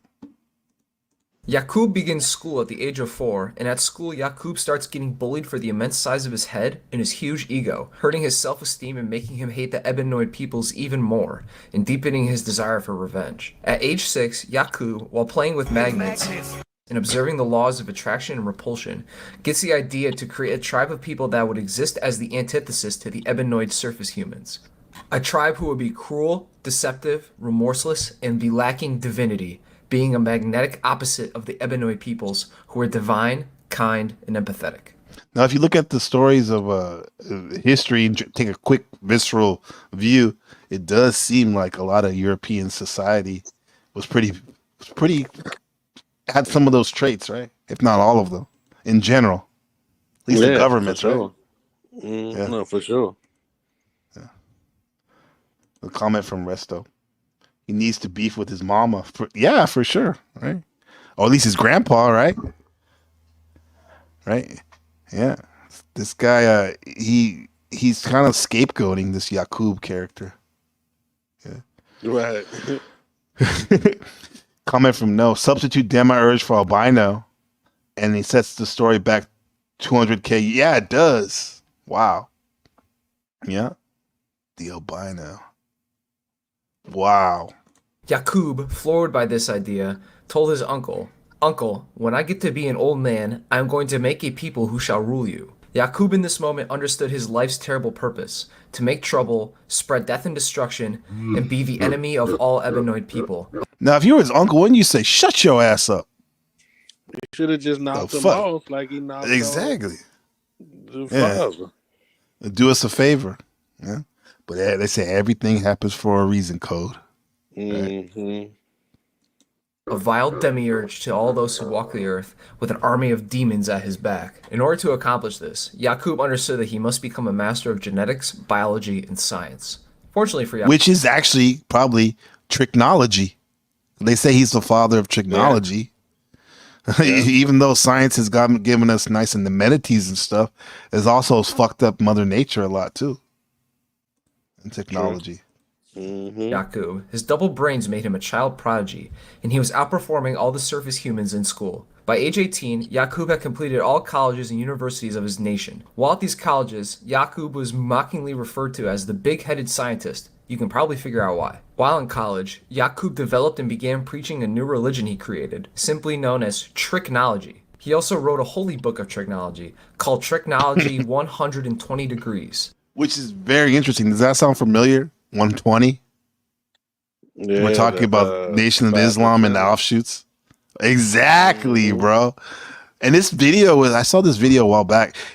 I was like, okay, they're always talking about getting a set of 120 degrees, right? Which is basically integrating all knowledge into one about the history of your life story, you know? But they leave out the tricknology part, 120. So what is their thing? They want you to learn all the degrees of tricknology so you won't be fleeced by it, or so you can use it on people? What do you think their reasoning is? They don't refer to it as a negative thing. You know how these... No, it's very positive. That's the goal. You feel what I'm saying? So yeah. If now that we know what the definition of the tricknology 120 is I mean, I hate to say it, but you know how these situations go. It sounds like they like let's get on side with the Yakubian shit. Like let's learn the tricknology and to what, like, it would make sense if it's tricknology. Let's not call it tricknology. That should be the rule number one. If it's tricknology, don't that sounds like tricknology. Hey, it's tricknology. That sounds like tricknology. Like rule number one: don't talk about Fight Club. Yeah, like less than one out of 120. Don't tell people it's tricknology because it's tricknology. That rule is so cold-blooded because someone that actually studied 120, like, I didn't even think about it like that until recently, bro. I literally went to Mecca because of 120. Like, when last time I went to America, because I was studying 120, get my own set of 120, and I literally went to Mecca, Harlem, over there on Adam Clayton Powell Street in Harlem over there, and I met some of the brothers out there, and yeah, dude, like, they didn't say though, you need to get, I'm gonna get you a set of tricknology 120. They didn't say 120. And supposedly the only way to get 120 is you can't, it's not no book, ain't no website. You literally have to have an enlightener, as they say. Someone has to, like, you know, like a mentor, basically teach you the shit, like walk and talk with you. Or I guess now you can probably use like a Zoom or something, or StreamYard, but yeah. Secret society. Wild, bro. It is. It's all Masonic fraternities and whatnot, right? Yeah. Because that circle 7 5% are gonna tie you right into kind of like this new age shit anyway, you know what I mean? Right. It's gonna tie you into more science for sure, because they got the circle 7 on their Moorish Quran, and a lot of 5%ers be having them circle 7 chains on. Yeah, because they take all schools of knowledge, they integrated it all. It's like what I went to college for. It's called integrated studies. That's the technical name of which is basically just liberal studies, learning how to take all schools of knowledge and trying to integrate it into whatever you're trying to, you know, show and prove, as they say. Yeah. Look at that 120. Wasn't there a game? No, 720. You remember that skateboard video game? Skate or die. Yeah. Hey, look at Yakub, bro, on that shit. Yakub promised all those who followed Tricknology would eventually come to rule the earth for 6,000 years and have complete dominion over the peoples of earth. While he Seems like it, at least in the last 60 years, at least. Right? Mm-hmm. was ultimately correct in this prophecy, those who followed Yakub at the time were oblivious to the dark truth of the prophecy and Yakub's real plans for them. Tricknology became quite popular as time went by, with many people starting to follow Yakub, as they were deeply impressed with his teachings and immense knowledge. The boys who once bullied and looked down on him now wanted to follow him, and the women who once scorned and mocked Yakub now wanted that Kub hammer. They're really they're pushing with that meme culture, bro. They got Yakub like he's the Giga Chad. Tricknology became such a powerful movement amongst the surface humans, even the king of the surface humans became intimidated by the threat it posed, and began to persecute the followers of Tricknology, throwing all followers of Tricknology into prison along with Yakub himself. However, Tricknologist numbers had grown too large, and there weren't enough prisons to hold them all. Realizing that he was out of options, the king went to Yakub's cell to offer him a deal. So Now this is what some of the researchers were saying, that this whole Israel thing was it Jacob wrestling with the angel / demon. It represents Yakub's negotiation wrestling with the king of the surface in order to get some money and some land so he could take his breeding program to other places. And the government is the demon he was wrestling with, according to him. So you are Mr. Yakub? Yes, I am. The king then asked Yakub what he would accept in exchange for ending the continued spread of Tricknology.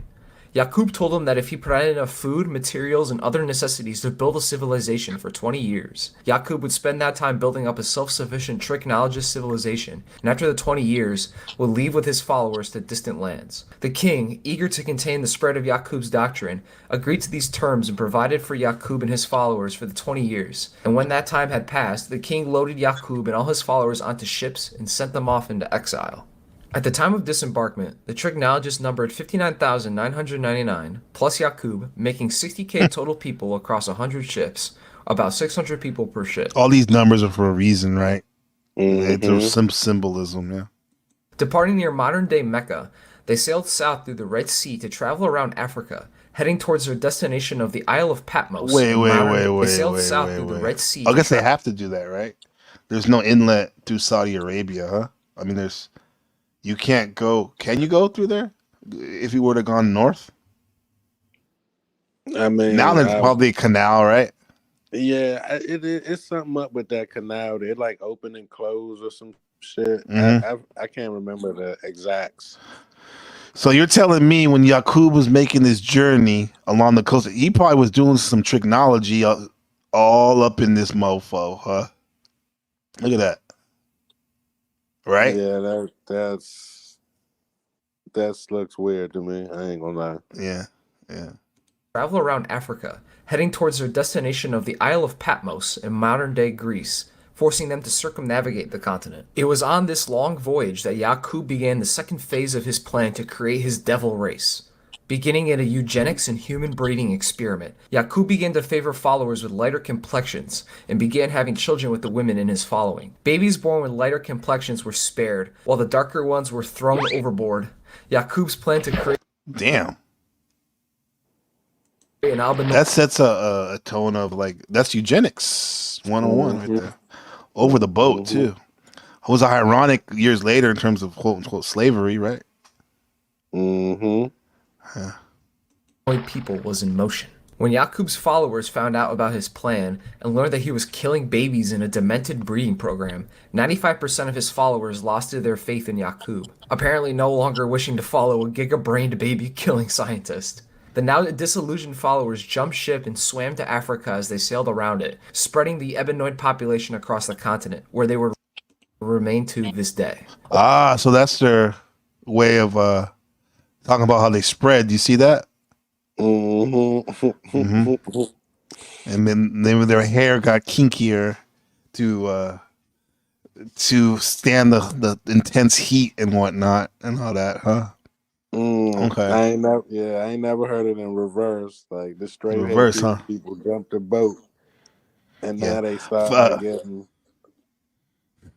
But like I said, the Ebony tribe, that's an African. That's like an old like in the Congo as Hmm. African tribe, like day one type shit. So I don't know. A lot of these stories try to get you away from either God or Africa. If you keep that in Hmm. mind, a lot of these stories try to get you Hmm. away from those two origin points of God, whether the Anunnaki created you, Uh-huh. Yakub came because if you had so far in the story, Yakub hadn't made nobody yet. You still rocking Right. with the people that who made. Who are these ebony people? Who He made said them? rocking with them. Because Yakub and them didn't make the ebenoids. We ain't heard no No. caucasoid yet. Yeah, So you're right. You're right. Absolutely right, my friend. Yeah. so the shit We didn't hear that. is That's I what I want don't to know. know. Yeah. Yeah.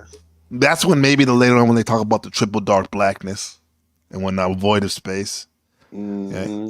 Because literally, if you look at each one of us, we were born in the void of our mother's womb. Was this a void that gave life, right? However, we didn't. We needed the sperm and the egg too, as well. So yeah, there's a lot. There's stuff that's left out, but we're rocking with this story.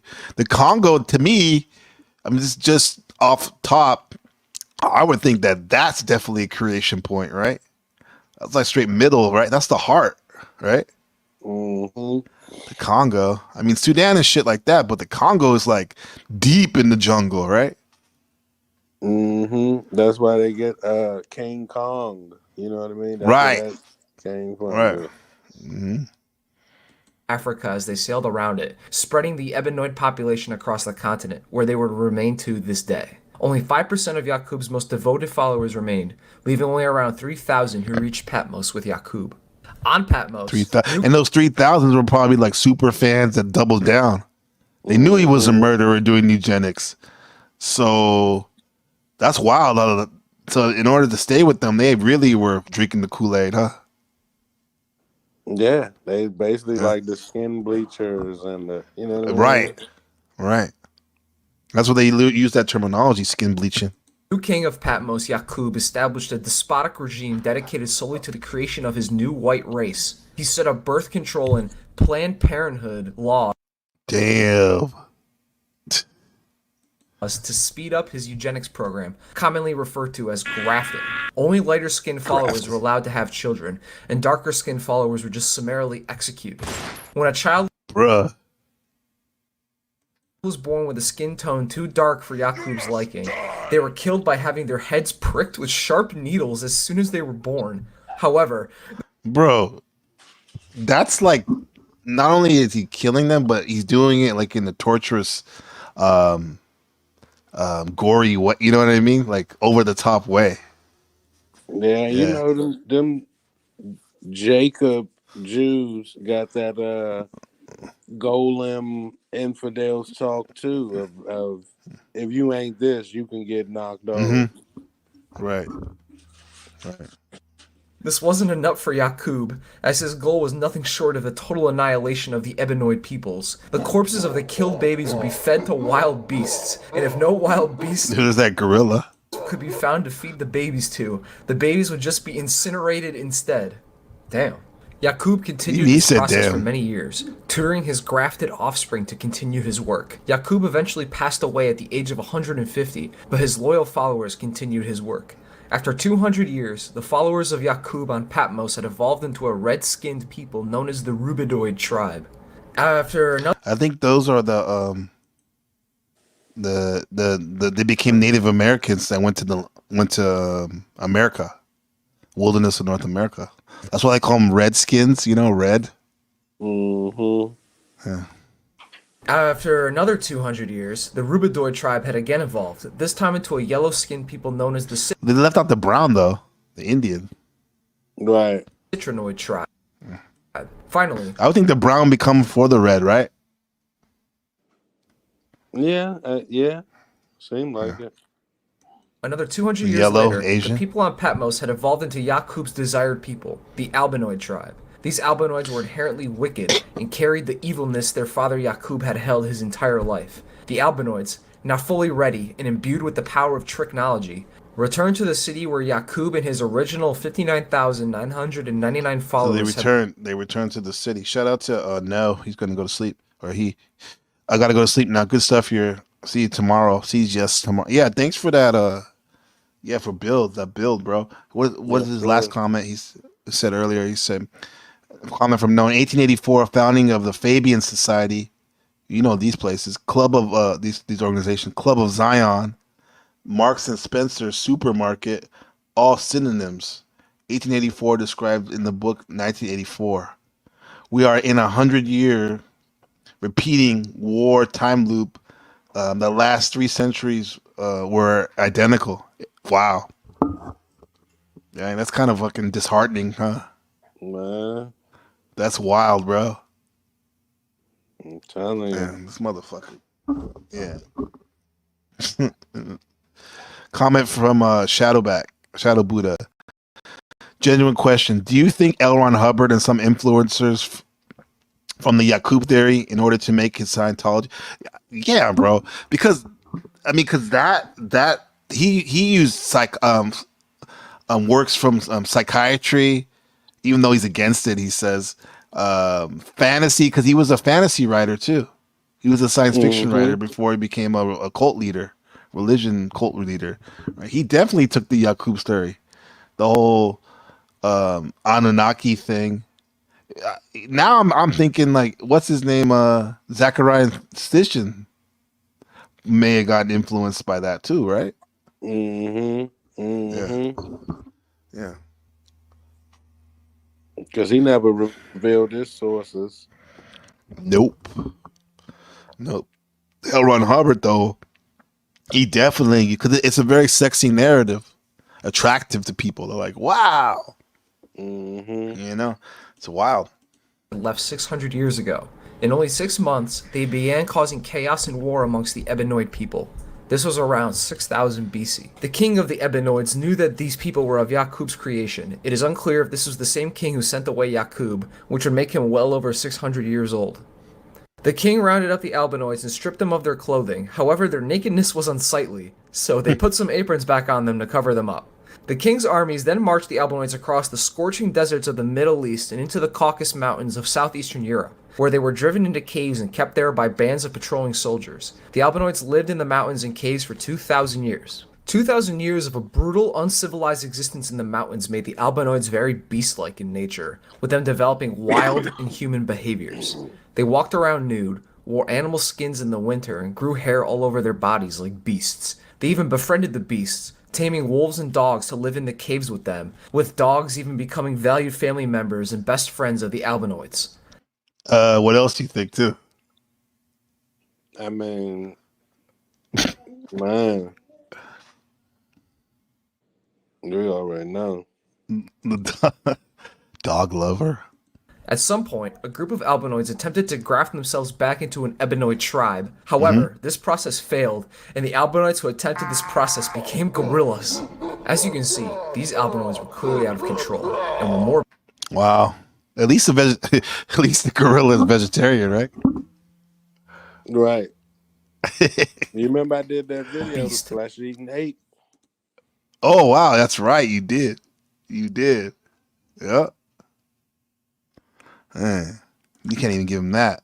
than man. A man named Moses, yes. Moses.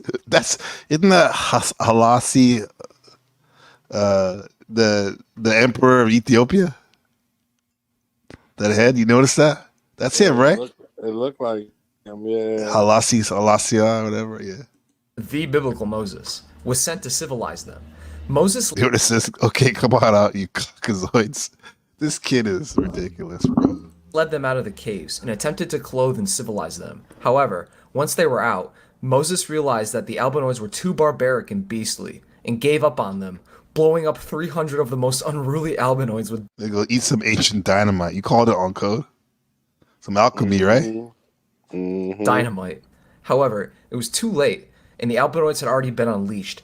They killed Moses and began quickly Damn. rampaging across the known world, conquering the Ebenoid peoples using technology, which used the Albinoids' lack of empathy and emotion, along with their natural affinity for lies and deception to bring the world to heel before them, building up their empires of violence, colonizing and subjugating the Ebenoids of the world for their own nefarious gains. Cracker Barrel. Yeah. I mean, this is all funny, but dude, it makes a lot of sense, right? You see what I'm saying? Yeah, man. It's weird. And inventing machines and tools to cause further death and destruction, thus fulfilling YAKUB'S original promise. Look what they drink, liquid death. It's water. They took water, like the most precious substance in the world, right? And they rebranded it and calls it liquid death. Of 6,000 years of global domination to those who followed him, leading us up to where we are in the modern day. This is just one version of the story of YAKUB, however, as YAKUB himself has been interpreted in many different ways. One claim is that YAKUB is in fact one and the same with the biblical Jacob, as YAKUB is the Arabic variant of the name Jacob, and Jacob and YAKUB were both leaders of new people, with Jacob being an original patriarch of the early Israeli tribes, and YAKUB being the father of the created Albinoid tribe. Malcolm X even went farther with this interpretation, reinterpreting the famous story of Jacob wrestling with an angel to YAKUB wrestling with the king of the Ebenoid tribe to secure resources to begin his baby-slaying eugenics trip to Patmos. However, he also goes on to say that the biblical character of John of Patmos is YAKUB as well, saying that John was creating a new race on Patmos like YAKUB, which obfuscates the role of YAKUB even further. Yeah, isn't that John the Revelator? All those wild stories about the end times, right? Yeah. Because he was on the island of Patmos. As to the true origin of YAKUB, Ernest Allen argues that YAKUB may have been inspired by a real historical event during the conflict between Muslims and Christians over the control of Spain in the 12th century. You notice that it's a white guy. It probably was a black person, right? The Moor, the Muslim. Clearly, yeah. Clearly. But it was the white people who made this, Europeans that made this painting, so they're going to make it in their likeness. Muslim leader Abu Yusuf Yaqub al-Mansur defeated the Franks at the Battle of Alarcos in 1195. After the battle, 40,000 Europeans were captured and taken to Morocco to work as slaves for YAKUB'S building project. Okay, so this is real history. I mean, this is history that they can, I guess, verify. So they won they got the Spaniards. They got 30,000 captives. They sent them to Morocco. Okay, probably uncivilized to them, right? Projects. After a For while, their building projects. The prisoners were set free and were allowed to settle between the Moroccan cities of Fez and Marrakesh. Another source. Oh, you go Fez. Huh. And look, it's still troglodytes in Morocco. They look Middle Eastern European or some shit. Yeah, they not like dark skin, but they up in Morocco in the caves, like today. Well, literally in the cave, huh? Keeping it Yusuf 100. Nuruddin says that the story of YAKUB may have come from the doctrine of the YAKUB'Ites, taught YAKUB'Ites. Okay, here we go. by the Moorish Science Temple, which Fard Muhammad had probably belonged to before starting the Nation of Islam, that teaches that some pre-Columbian civilizations were founded by a West African Moor named YAKUB, who had landed that's where on the Yucatan. That's where Yucatan Peninsula. That's where I went. It's called Cancun. Very beautiful right here. Very beautiful. Then they have the Mayan pyramid. Ooh, you like this on code? The what do we call it? The Serpent Temple, Chichen Itza. Yeah, this is the Serpent Mounds. Yeah, the Serpent Temple. Yeah, the temple actually, or mountain or temple / same thing, right? Basically. Yeah, that's what they call it. Yeah. And this is literally where it is, right here, bro. And all this area right here, if you go down to Honduras and Guatemala, all temples. Tikal, where Method Man got that name of that album, Tikal. And also, too, this is where they sent the big meteor hit. Boom. They killed a dinosaur. Yucatan Peninsula, where the YAKUB'Ites evolved into a large-headed race of scientific geniuses, kind of like our friends of the Shiok, which is used as an explanation for why artifacts such as the Olmec heads had African features. Hey, You taught on that, huh? Man, this Yakub story, man. I don't know, man. Trying to I get you, don't huh? know, man. One way or another, they gonna make this shit true. They got they're hitting on everything, right? All these points. Mm-hmm. I'm telling you, bro. That's why it's funny. That's why I'm telling you, like they laugh it off, ha ha ha ha, he. But when you just take all the little jokey jokes off American humor, I don't know, man. It seems pretty rational to me. A lot of it And then here it makes, is, you got like you the said, make it make sense. you got the Jacob Jews, and they don't, they don't mix, and they don't. You see what's going on with time they on, Uh-huh. so it's like that's just a spooky coincidence. Right. Very spooky, which I don't think is a coincidence. It could More be and more as we look into this. possible that this story was adapted to the current story of Yaqub by Fard and later expanded upon by Elijah Muhammad. The story of Yaqub isn't without its issues, however, even Okay, within here the we go. Nation of Islam. Malcolm X, as mentioned before, was for a time a proponent and believer in the story of Yaqub.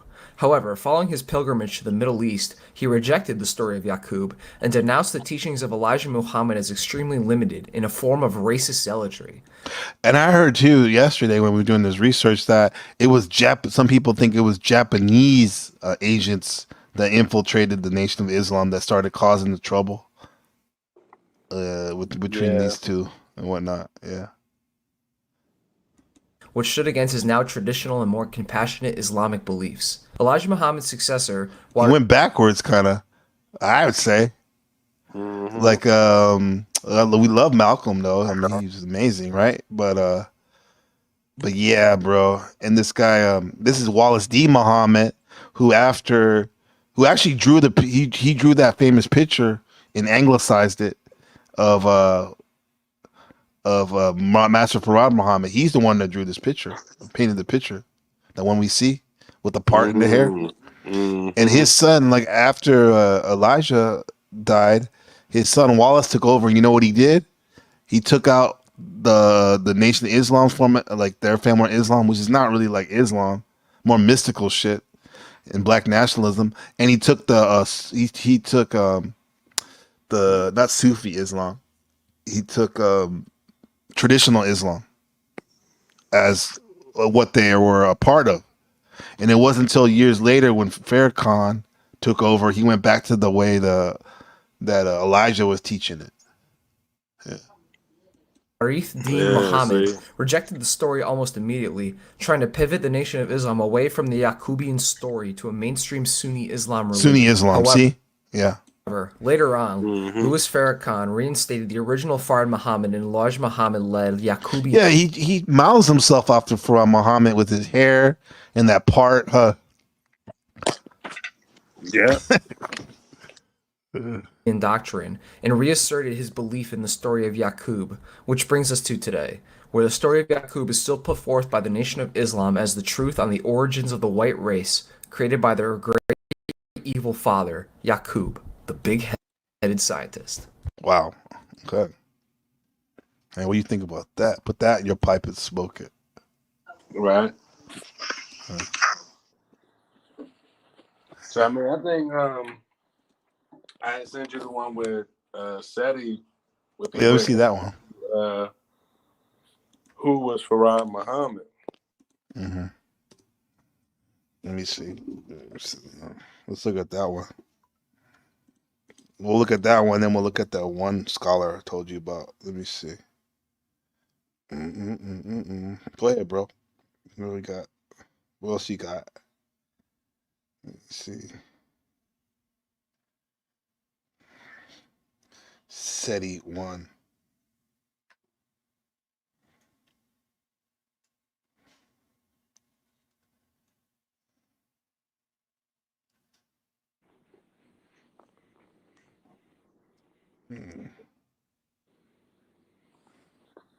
Because my thing is, where did Farad Muhammad get this shit from?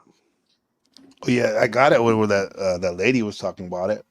But let me see what SETI has to say right here. Let's see what he has to share. Brother SETI.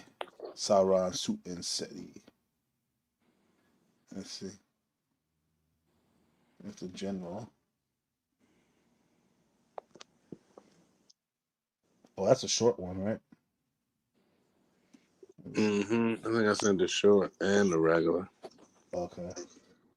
You can play whichever one.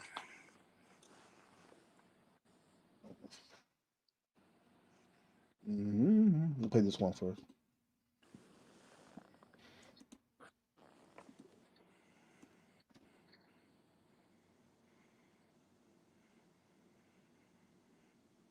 Hey,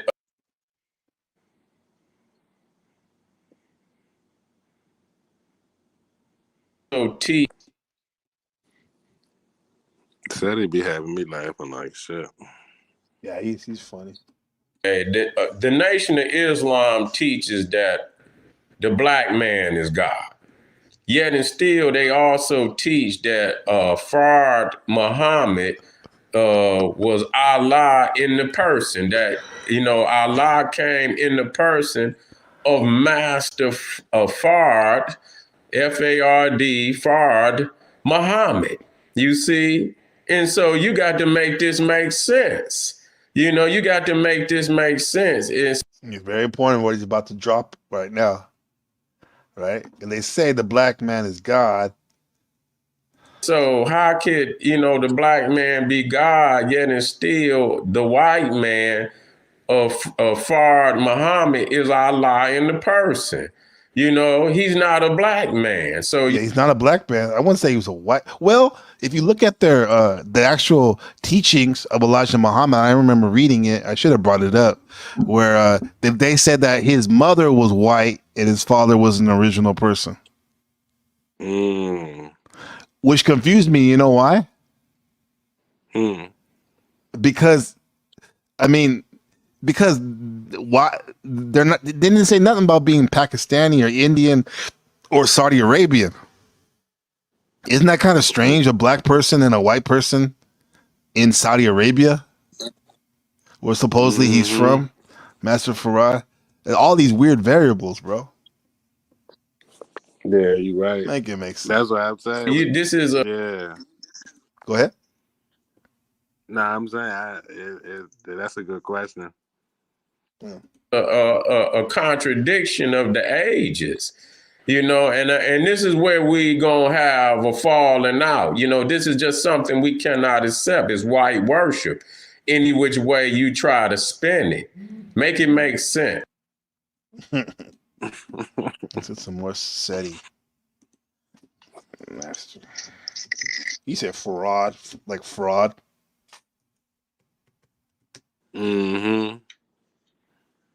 F-A-R-D. Which one's better? Let's see. Which one Play you want that to hit top up? one. Play the first one. I watched some of it. Like he had some good stuff, but then he started talking. There's some other stuff that doesn't really necessarily talk about. Oh. Yeah, but let's see what part.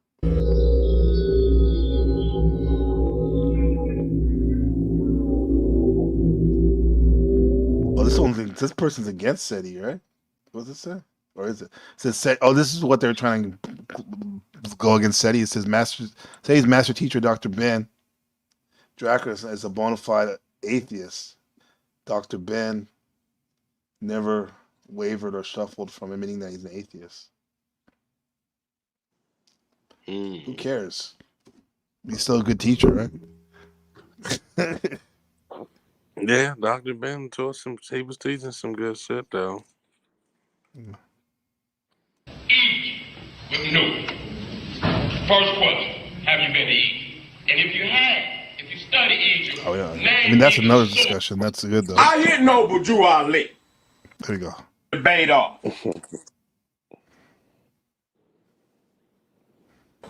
At the bottom, he got Dr. Ben's face. And next to it, the nigga got one among many confused Afrocentric scholars. Let me tell y'all something. Now, I hit Noble Drew Ali. I hit him in the lecture. I hit him in house. If I had put Noble Drew Ali face on flyers and put some shit like that, I'm quite sure that would have tipped the motherfucking scales. You understand what I'm saying? That would have tipped the motherfucking. I mean, that's cool. That's interesting, but let's only get about Master Farad. All right, let's see.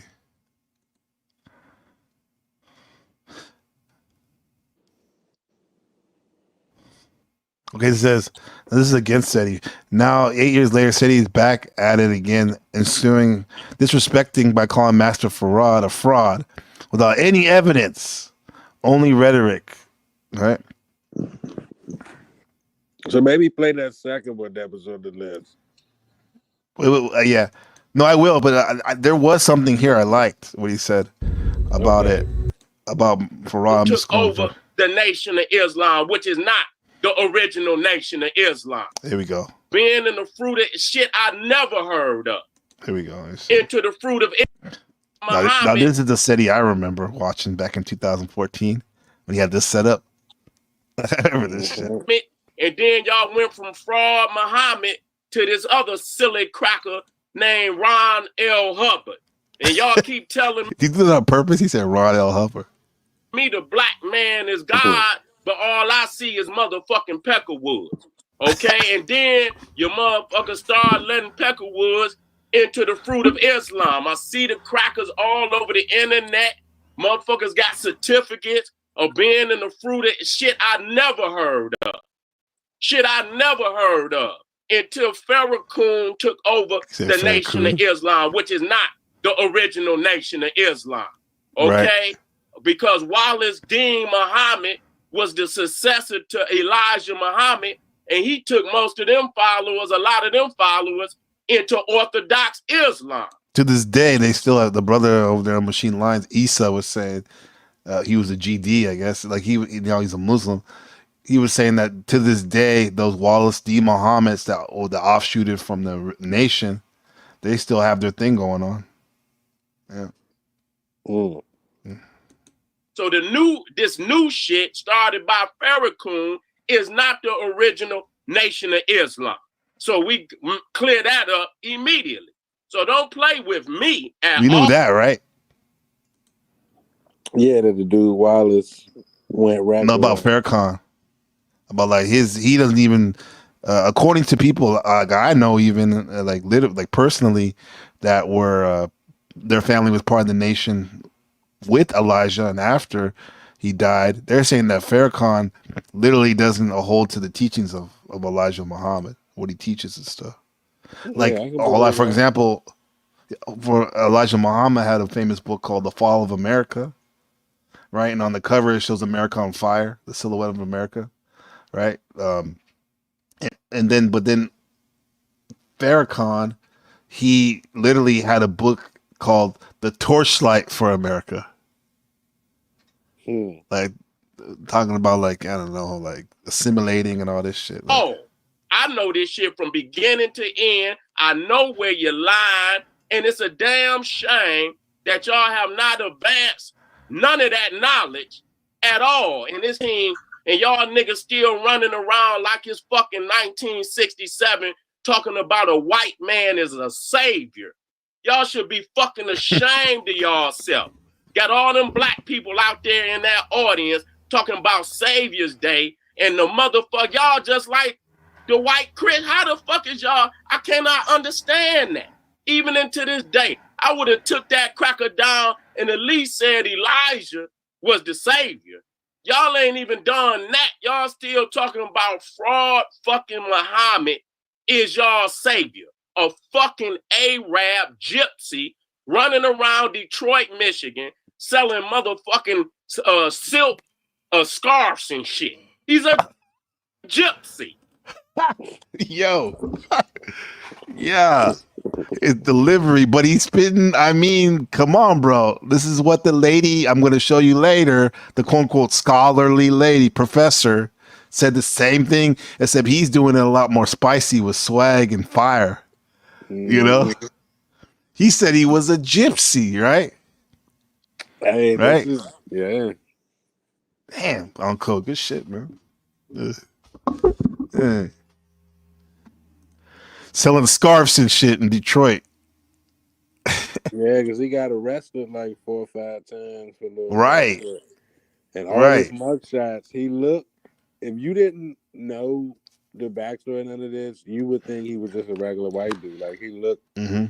don't look Arab, he don't look mixed. You know what I mean? Like he looked like a white dude. If you look at all his mugshots. Right, he do. Let me get his picture up. Let me see. Let me see.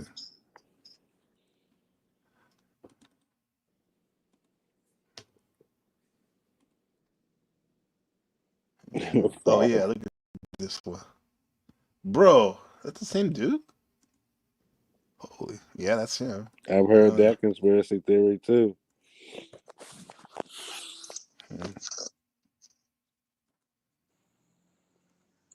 There we go. You see that? That looked like a Arab white dude, huh?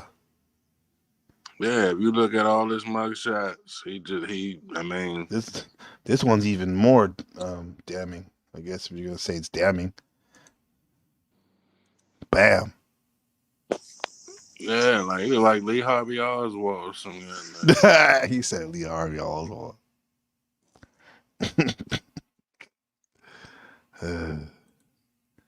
Okay, let's get back to SETI. I'm miking this one. Let me see. That's it. A fucking gypsy. And y'all still... Now we looking at... Who is that? That's Fraud Muhammad. Look at that part. Who does a part like that, bro? I don't know the significance. I don't understand the significance. It's a bad haircut. I mean, at least we do it to the side a little bit, right? To the corner. Yeah, I don't know. Some strange shit. Yeah. Look to the left at the brother. I think his name Nuri Muhammad. I don't care. I call your name. He got the part in his head like Fraud Muhammad.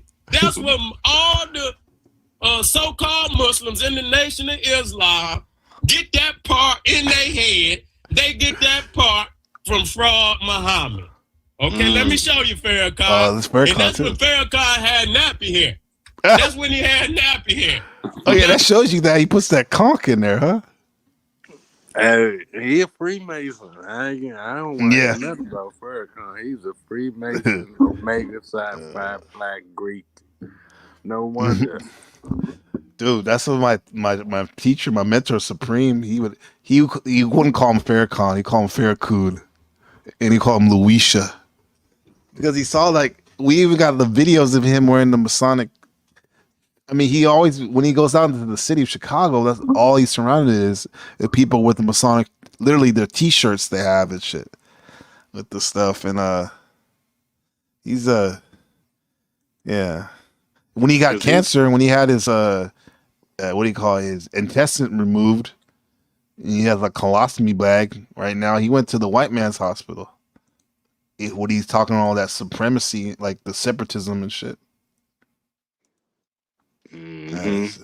But he tied into the Church of Scientology. They got that Dianetics. Cool. Non-code.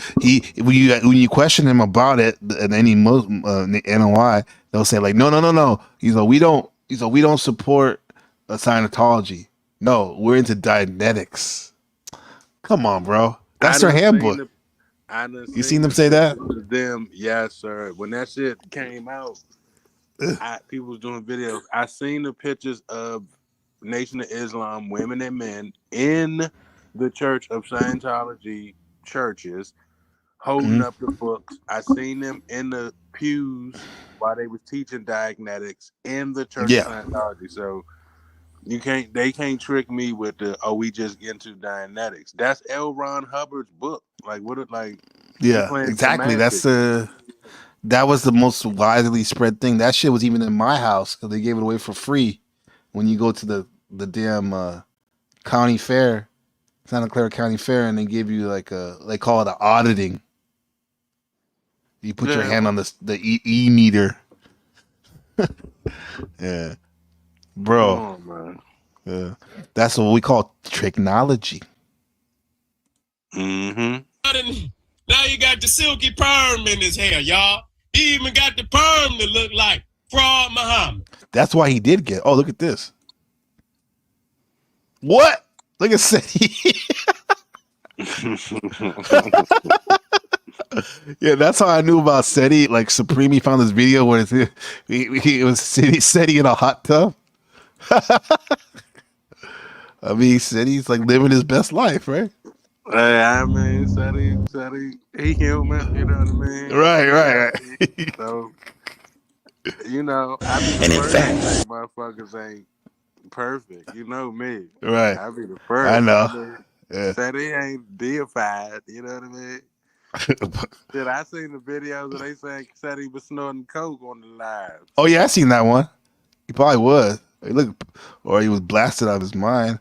Yeah, He's still giving good knowledge, but yeah, he looked was pretty a point in out time there. where he used to look. He was doing Rugged, huh? Him and Sonetta was beefing at one point. He kept talking about Seti doing coke, Seti doing coke. Right. I remember my man. That's why he's be amped. talking all, huh? You don't realize the fact, Frankie over there, Sinetta. You don't realize the fact that if he was doing coke, that's probably why his presentations were a lot more interesting than yours, Sinetta. Where you have to lean on like your panel. You know, we don't even know what you think because all you do is interview other people. Whereas Seti, he's a one-man show, right? One-stop shop. Right. And Sonetta a Freemason too. Right. Yeah. But Seti, bro. Well, This is point. Where is he coming from with this? as we speak, there he goes, right there. Little Frankie. Oh, it was a long time ago. To prove this, does he have anybody that's going to corroborate this information? Oh, we don't want to talk about Dr. Ben.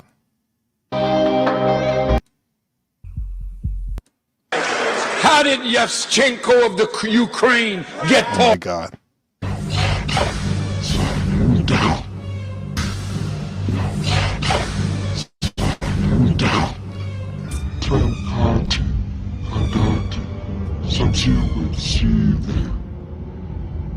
Let's go back to the other one. This is the one? Yeah, this one right here is probably good, huh? Mm-hmm. You know, couldn't send a black man, you know. And y'all see that part? You see that part in Master? Let's talk about that part, huh? Because don't say nothing stupid, because I will ban your ass. Yeah.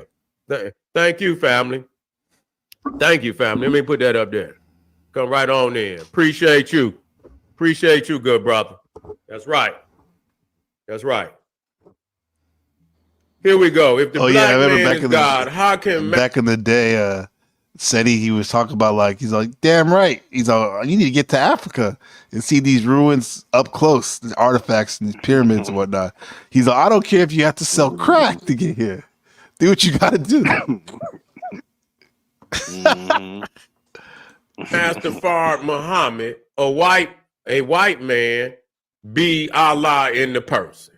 That's using their own doctrine because, like I said, it says in the in the lessons for the Muslim, Honorable Elijah Muhammad teaching given to him by Master Farad. It literally says that his mother was a white woman and his father chose her, original man. So that's what they say. When in fact he's more likely that he's an Arab. I mean, an Indian Pakistani. You know. You see, how can he be that? You see, we see now. See, we got to talk about that today. See, I got to clear the field for you because a lot of niggas say, no, we dealing with mathematics, nigga. We dealing with mathematics. Everybody, what's the mathematics? It ain't this, I tell you that. It ain't no goddamn Master Fraud Muhammad. It's Allah in the person. It ain't that. We got to, because my son has what that else exact come same along shirt with that when you say that? You know, couldn't send a black man, you know, and y'all see that part? You see that part in Master Fraud Muhammad's head? That's where all these niggas get trying to put that part in there. So they could look like Fraud Muhammad. That's what they doing. They put that little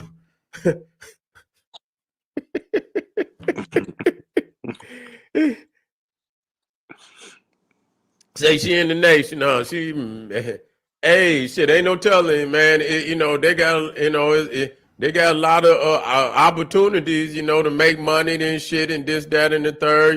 They with Scientology and shit and this, that, and the third. And so, yeah, I don't know, bro. It's hard. I can't say, but I can tell you that it's not real. I can tell you that and know it for a fact. Anybody that listens and, and say, where did you get this information from? You see, no, he's not from Mecca. He's not from Mecca. Wherever he's not from Africa, so it don't make no difference whether he from Mecca. It don't make no difference. You know what I'm saying? Based on the information, and I'm gonna take my time to deal with it at a later date. You come see, on, bro. a lot of his material was from the Ahmadiyya. And you can say That's it. That's what remember we talked about that.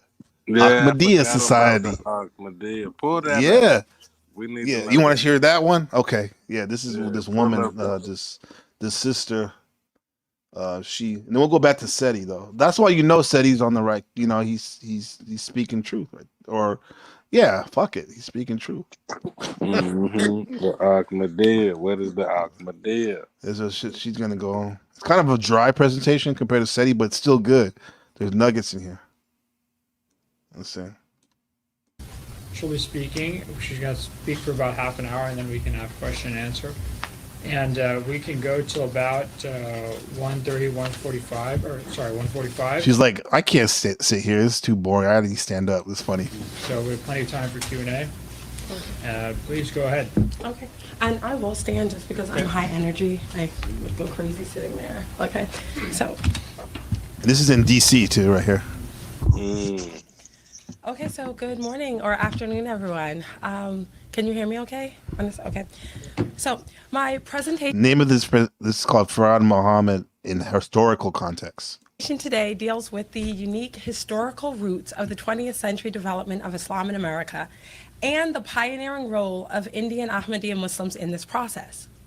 In his 1997 study, historian Richard Brent Turner identified Farad Muhammad as, quote, an Islamic modernist, missionary, and important voice in the noise of conflict about the boundaries of American religion and identity, end of quote. My research helps to clarify exactly how a significant percentage of African Americans began to identify themselves as Muslims during the early decades of the 20th century. Many of us are familiar with the Nation of Islam as a black nationalist movement in the United States with Islamic religious undertones. Some of us may know that the Nation of Islam was the primary vehicle by which most African Americans prior to 1975 were introduced to Islam. But very few of us understand how the Nation of Islam itself came to be or who Farad Muhammad was.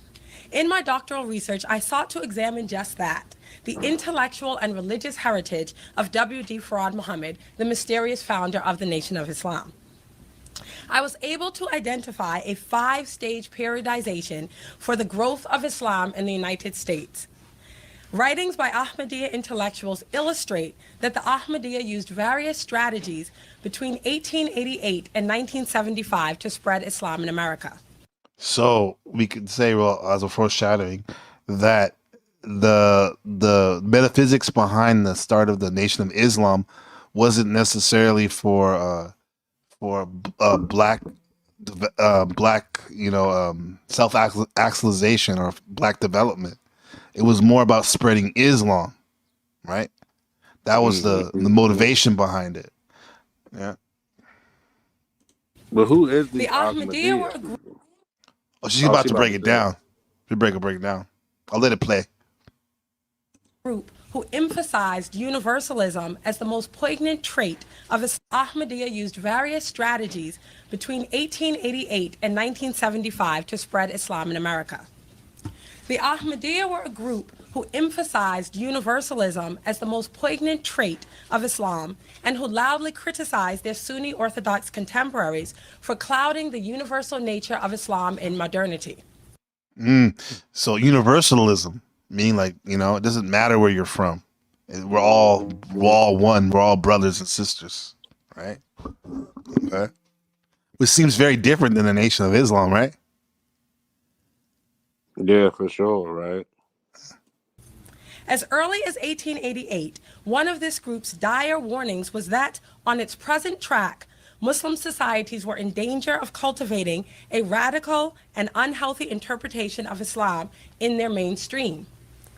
To this end, they insisted that jihad referred only to the battle of ideas to be waged with the pen, and that there was no room for the concept of a violent jihad in modern society. Wow, that's different than what you see like with the Wahhabi, not Wahhabists, but like like the what do they call them in Afghanistan, Taliban and stuff, and ISIS and whatnot, right? Al Qaeda. They believe literally in a jihad, which is war with the unbelievers, with the kafir, right?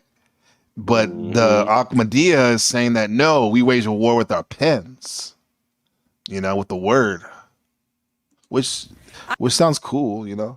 I have identified W.D. Farad Muhammad and the Nation of Islam as the fourth component of this five-stage Ahmadiyya effort to develop Islam in the United States between 1880 and 1975. The fifth and final stage of this periodization began in 1959 when Professor Muhammad Abdullah was sent as a missionary to the United States by the Ahmadiyya Anjuman Ishat Islamiyya for the purpose of instructing the Honorable Elijah Muhammad and the Nation of Islam leadership in Islam. Whoa. Hello. Mm-hmm. Talk house. Yeah.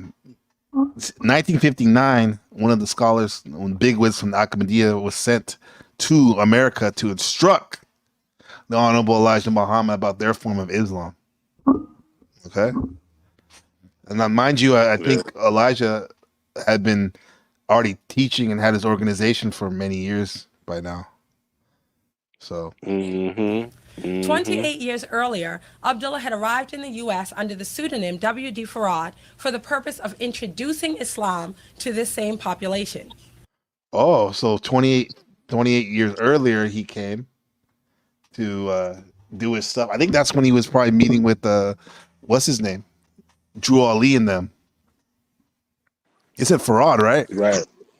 Mm-hmm. Yeah. Mm-hmm. Interesting. This guy does a lot of traveling. He's a traveling man. Arriving in 1959, Muhammad Abdullah also traveled to Philadelphia, Pennsylvania, to meet with W.D. Farad's namesake, the young minister W.D. Muhammad. This meeting cemented a friendship. It's kind of confusing. There's like two W.D. Farads and I don't know. Which would fulfill the goals of a small band of Muslim intellectuals formed a century earlier in the Punjab region of northern India. There you go. That's the headquarters of it, the genesis of it. Punjab, India, which is like Pakistan, India right there, area. Northern India. A small group of Muslim intellectuals, a small group. That's the metaphysics behind the physical. So the first stage was between 1880 and 1902, and this is what I call the conception and literary campaign. The Ahmadiyya movement was an organization of Muslim modernists and missionaries established by Mirza Ghulam Ahmad in 19th century British India. From its inception, the group's purpose was twofold: to, quote, protect and defend Islam internally and externally, and to think out ways and means to propagate Islam in Europe and North America, end of quote. So that's their goal, is just to propagate it, to spread it, right? Mm-hmm. That's their main goal. That's Him's law. Between 1888 and 1902, Ahmed and his supporters embarked upon a literary campaign to just these ends through personal correspondence with Americans and Europeans through letters written into American and European journals. The Ahmadiyya were targeting enlightened thinkers and truth seekers of both societies, believing these groups to be ripe for conversion to Islam and in a position as elites to affect religious development in their societies. As a result, so they want to get the influencers, basically, so they can spread it. Yeah. Of the inaugural World Parliament Conference on Religion, the conversion to Islam of U.S. diplomat Russell Alexander Webb, and general interest in the American religious media at this time, Ahmadiyya. So they converted a senator to Islam back in the day. Wow, I didn't know that. Me neither. strategists were excited and hopeful about bringing Islam to Americans. In support of the decision to cultivate Islam in the Christian West, one Ahmadiyya writer wrote, "The trend of European thought is toward Islam. Unconsciously and unintentionally, the Western world has become Muslimized. They are moving in the groove towards the teachings of the Quran." The second phase was from 1902 to 1920. During this phase, the Ahmadiyya established two of their own English literary journals to further their work of introducing Islam to Americans and Europeans, the Review of Religions and the Islamic Review. During this second phase, they sent missionary Khawaj Kamaluddin to England. As editor of the Islamic Review and a respected member of elite British religious, spiritual, and intellectual circles, Kamaluddin experienced immediate success in converting a modest number of influential Europeans to Islam.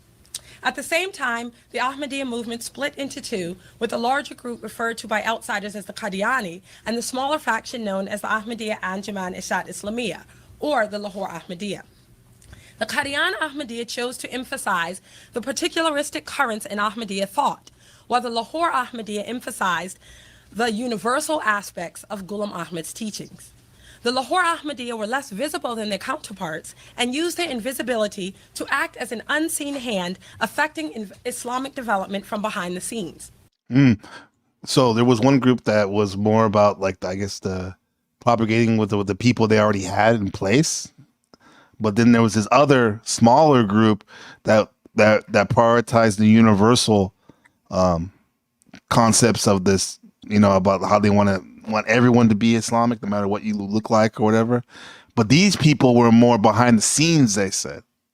Which is weird because we dealing with British Indian. You know what I'm saying? Yeah.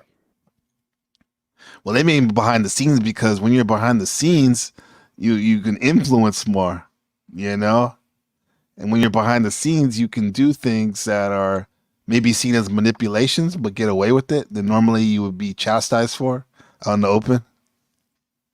Yeah, 100%. Yeah. In their emphasis on universalism, the Lahore did not want to spread Ahmadiyya Islam or even Sunni orthodoxy. Rather, they wanted to bring truth to societies where falseness reigned and to, quote, further the cause of righteousness, purity, piety, and moral excellence throughout the world. So they said that they were more about, like, the truth, right?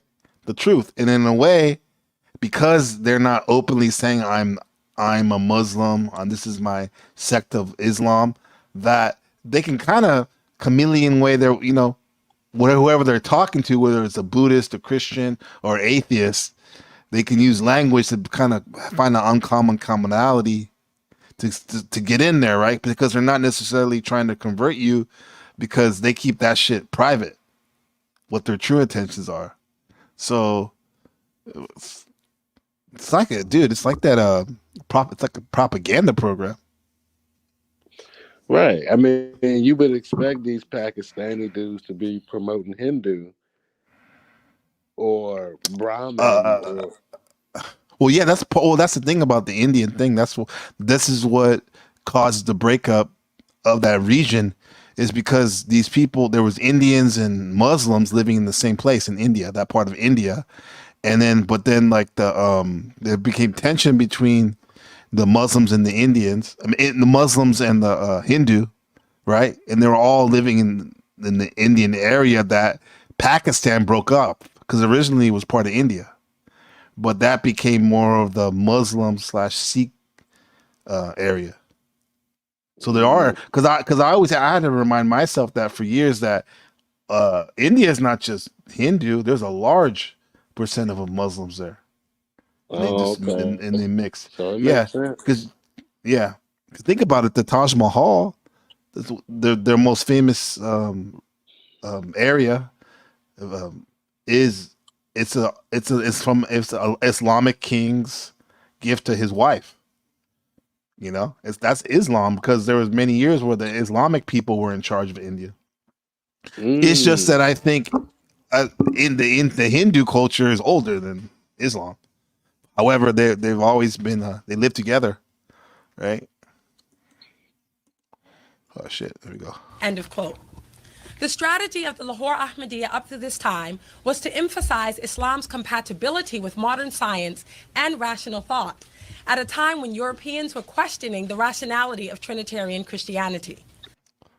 So they're, kind of like how New Agers, they try to merge spirituality with science. Mm-hmm.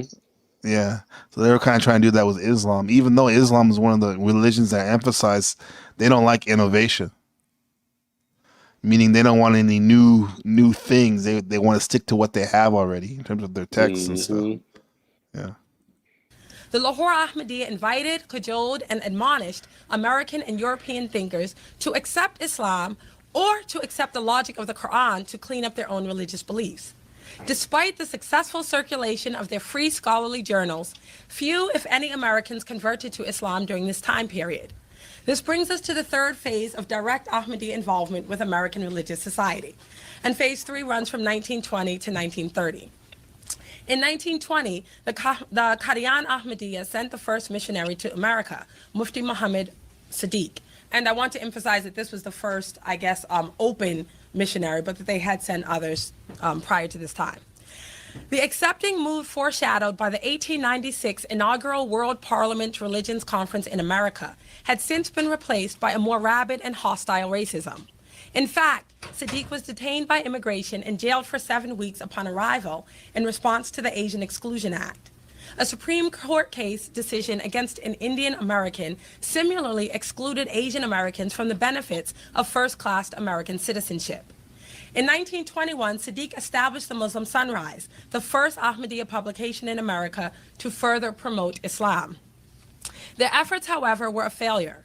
Between 1920 and 1930, the Ahmadiyya made just 1,025 converts to Islam, and none of them were from among the originally targeted audience. Most of these new converts were African American Southern migrants to the north. The Ahmadiyya were outraged, and their strategy to spread Islam as the solution for the spiritual seeker and enlightened thinker was now replaced with an obsession to overturn American racism. See how they didn't intend to help those poor blacks that were migrating north. Sometimes you get results, but not in the way you wanted, right? Because in the end, they wanted converts. It's just, yeah. This is how. Sorry, I had to step away for a second. No, it's cool. It sounds like they want an influential, dare I say, European. Dare. Yeah, you're right. Yeah, they want. You're right. You're absolutely right. Right. Yeah. Embittered, Ahmadiyya strategists employed satire as a tool in the crusade to dismantle American racism. Okay, here we go. So, being that they're like, okay, we're gonna make lemonade out of lemons, right? So they're like, okay, we have these black Americans. Maybe they weren't our first choice, but they're our choice now. Let's get real. We're gonna see what we can do. So they figured, like, if we're gonna try to get these people on board with Islam, we got to help them out at least. So we're gonna, now we're gonna fight racism, right? Mm-hmm. So and she's about to say that they're gonna use satire as a way of combating racism, because you got to remember, like, this group that's going after the people in America to convert them to Ahmadiyya society. They're more behind the scenes, and instead of being straight up, like SETI, for example, and like talking about these race issues and stuff, and banging on the beast and stuff, like, no, they're gonna be more covert about it and be like Donald Glover and try to make like a comedy show that talks about racism. You know what I mean? Satire, type of shit. Yeah. And this is how I think they're going to explain some of the terminology you see the Nation of Islam use later on. They pointed to the hypocrisy of a Protestant Christian culture, which upheld the doctrine of white supremacy and prevented freedom, justice, and equality. That is hypocritical, right? Yeah, for sure. That's Yeah. one of the long-standing gripes. And she noticed she said the words freedom, justice, and equality. Those are literally the words that the Honorable Elijah Muhammad uses to describe what the goal of the black Muslim is, which is directly from the writings of the Ahmadiyya Society. Literally, bro. For non-whites in American society. Muhammad Ali, Sadr Khan, and other members of the Lahore intelligentsia began to emphasize the historic uses of syncretism as a strategy for religious development in hostile societies. They pointed especially to the era of an emerging rabbinical class and how Jewish strategists had employed religious syncretism by creating a Trinitarian language for Christianity in order to convert pagan Roman overlords to monotheism. Ahmadiyya Muslims similarly emphasized in their writings how medieval era Sufi saints and Muslim mystics had converted illiterate Hindu peasants to a nominally Islamic identity by That sounds like Musa, huh? Converting peasants and savages to Islam, right?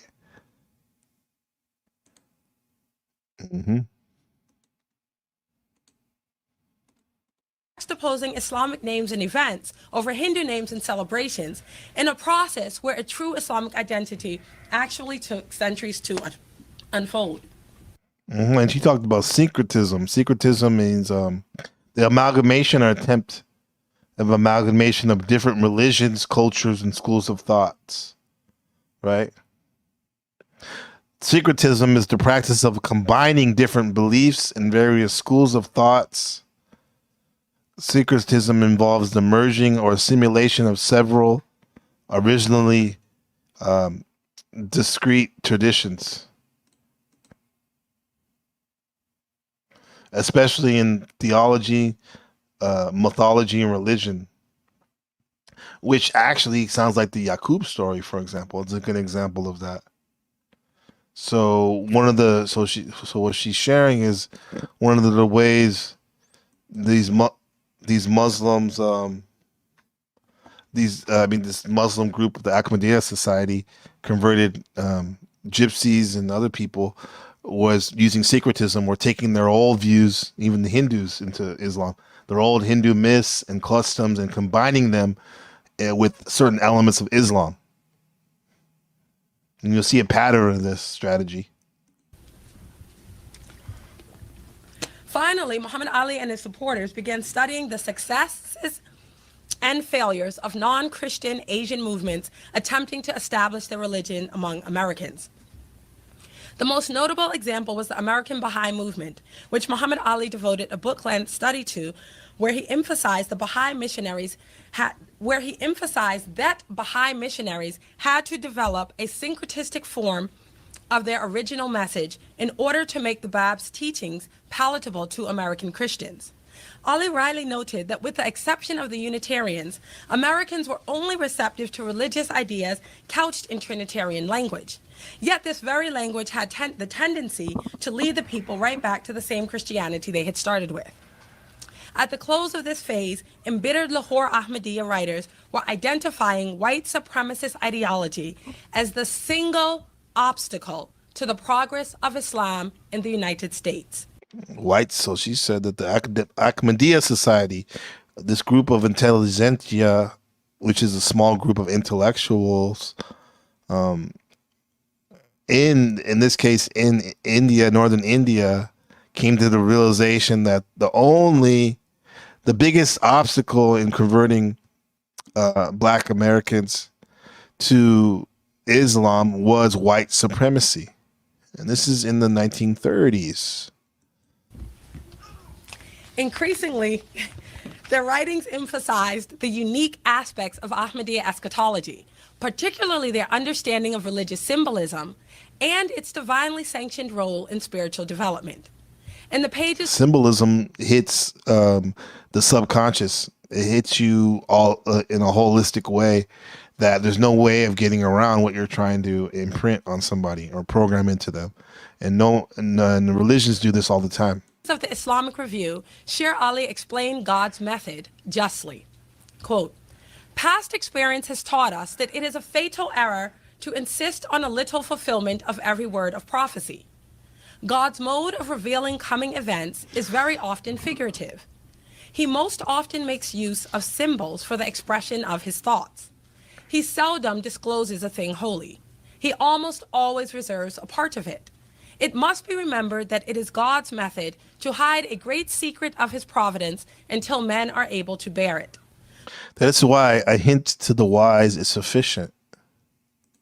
The searching after it itself becomes a part of the discipline, of their discipline, excuse me. The true witness does not thus come to the world in broad daylight, for the world is not prepared for such an event. End of quote.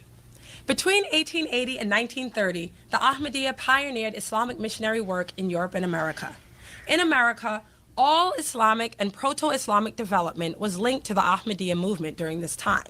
This included Muhammad Alexander Russell Webb, Marcus Garvey and the UNIA, Noble Drew Ali and the Moorish Science Temple of America, and Professor Alzuddin's Adenu Alahi Universal Arabic Association.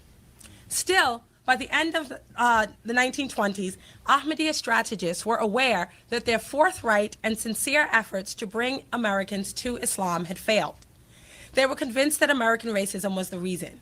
Bitterly denouncing the hard-headedness of the American religious elite they had been so enamored with for 2 decades, Lahore Ahmadiyya writers warned Americans in their journals that they understood their trickery, their deceit, and the corruption of God's word and Christ's message.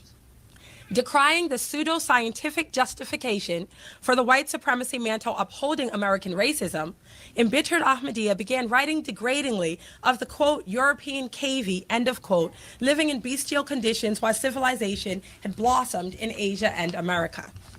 Yeah, I mean, they're frustrated with this pushback from the, I guess, so like they mentioned earlier about these Protestant Christians that they literally would have in their writing, talking about the cavey, how the caveman lived in caves while the societies and civilizations of Europe, of Africa and Asia were thriving, right? So this is in the doctrine of the Ahmadiyya society, which were Indians who were trying to convert Americans into Islam. In this case, more specifically, African Americans. I'm sorry, in Asia and which actually sounds very much its syncretism is very much alike the rhetoric of the Nation of Islam still to this day. Africa. Seething with indignation when American missionaries convened a conference on the danger of Islam to the Africans, one Ahmadiyya article accused Christianity as coming to non-white populations, quote, as the religion of adventurers who, bearing their Christian names, have despoiled them or tricked them out of their lands, have exploited their minds, used their labors, have ruined them with strong drinks, have treated them with roughness, scorn, and barbarity. Christians are great inventors. So extraordinary is their genius for invention that they have invented even a God of their own. That does seem like the missionary tactic where wherever they would go, Christian missionary, they would cause havoc and it's totally uproot and a lot of times destroy the original people's society in order for them to be converted onto their Christian God. End of quote. Finally, they ushered the following plea directly to African Americans. My dear American Negro, Assalamu alaikum. Peace be with you and the mercy of Allah. The Christian profiteers brought you out of your own native lands of Africa, and in Christianizing you made you forget the religion and language of your forefathers. Now, what she's reading is from the Ahmadiyya Society, a letter, which sounds verbatim of a greeting at a Nation of Islam meeting or service, which were Islam in Arabic. You have experienced Christianity for so many years, and it has proved to be no good. It is a failure. Christianity cannot bring real brotherhood to the nations. So now, leave it alone. And join Islam, the real faith of universal brotherhood. You need a religion which teaches manliness, self-reliance, self-respect, and self-effort. Self-manliness, the first thing he said, right? Man on earth. being manly, standing up for yourself, the masculine principle. But then she also said self-reliance, self-accountability. I'm putting that part in. But the self. This is why the Honorable Elijah Muhammad would teach and preach about having knowledge of self is the only game in town. Going for self or doing for self, having your own businesses and community organizations and institutions, so you don't have to rely on other people. The self. That's all that was like beat into the minds of the devotees of the Nation of Islam, which literally, as we're seeing, gets his rhetoric and philosophy largely from the Ahmadiyya Society, which is a group of India, Muslim leaders who are trying to convert people in the West to Islam. End of quote. The Lahore Ahmadiyya strategy shift did not go unnoticed by American religious thinkers. In fact, at least one American theologian studied the movement in its entirety, concisely summarizing Ahmadiyya history, goals, and activities from 1880s through 1929. In an article on the Ahmadiyya movement's Western propaganda, published in a 1929 volume of the Harvard Theological Review, Dr. James Addison Taylor warned his colleagues that the Lahore branch of the Ahmadiyya movement was comprised of devious intellectuals who would stop at nothing to plant Islam in Christian societies. Well, that sounds like it true. I mean, I don't know about deviant, which is kind of like the hypocritical. Some of these Christians that were writing, they're probably deviant as well. I mean, regardless of what quote unquote color or race you are, there's deviance in every form. But in terms of them conspiring to spread Islam, that's exactly what they were trying to do. Addison Taylor warned his colleagues that the Lahore branch of the Ahmadiyya movement was comprised of devious intellectuals who would stop at nothing to plant Islam in Christian societies. That's their goal. That was their goal. Yeah, exactly. In pointing to the specific threat which Lahore Ahmadiyya intelligentsia embodied, Thayer gave an analysis of the group as manipulators who relied upon subtle techniques and conniving methods to implant Islam in Europe and America. Yes. Behind the scenes, some people will say nefarious, manipulating the hidden hand, promoting Islam.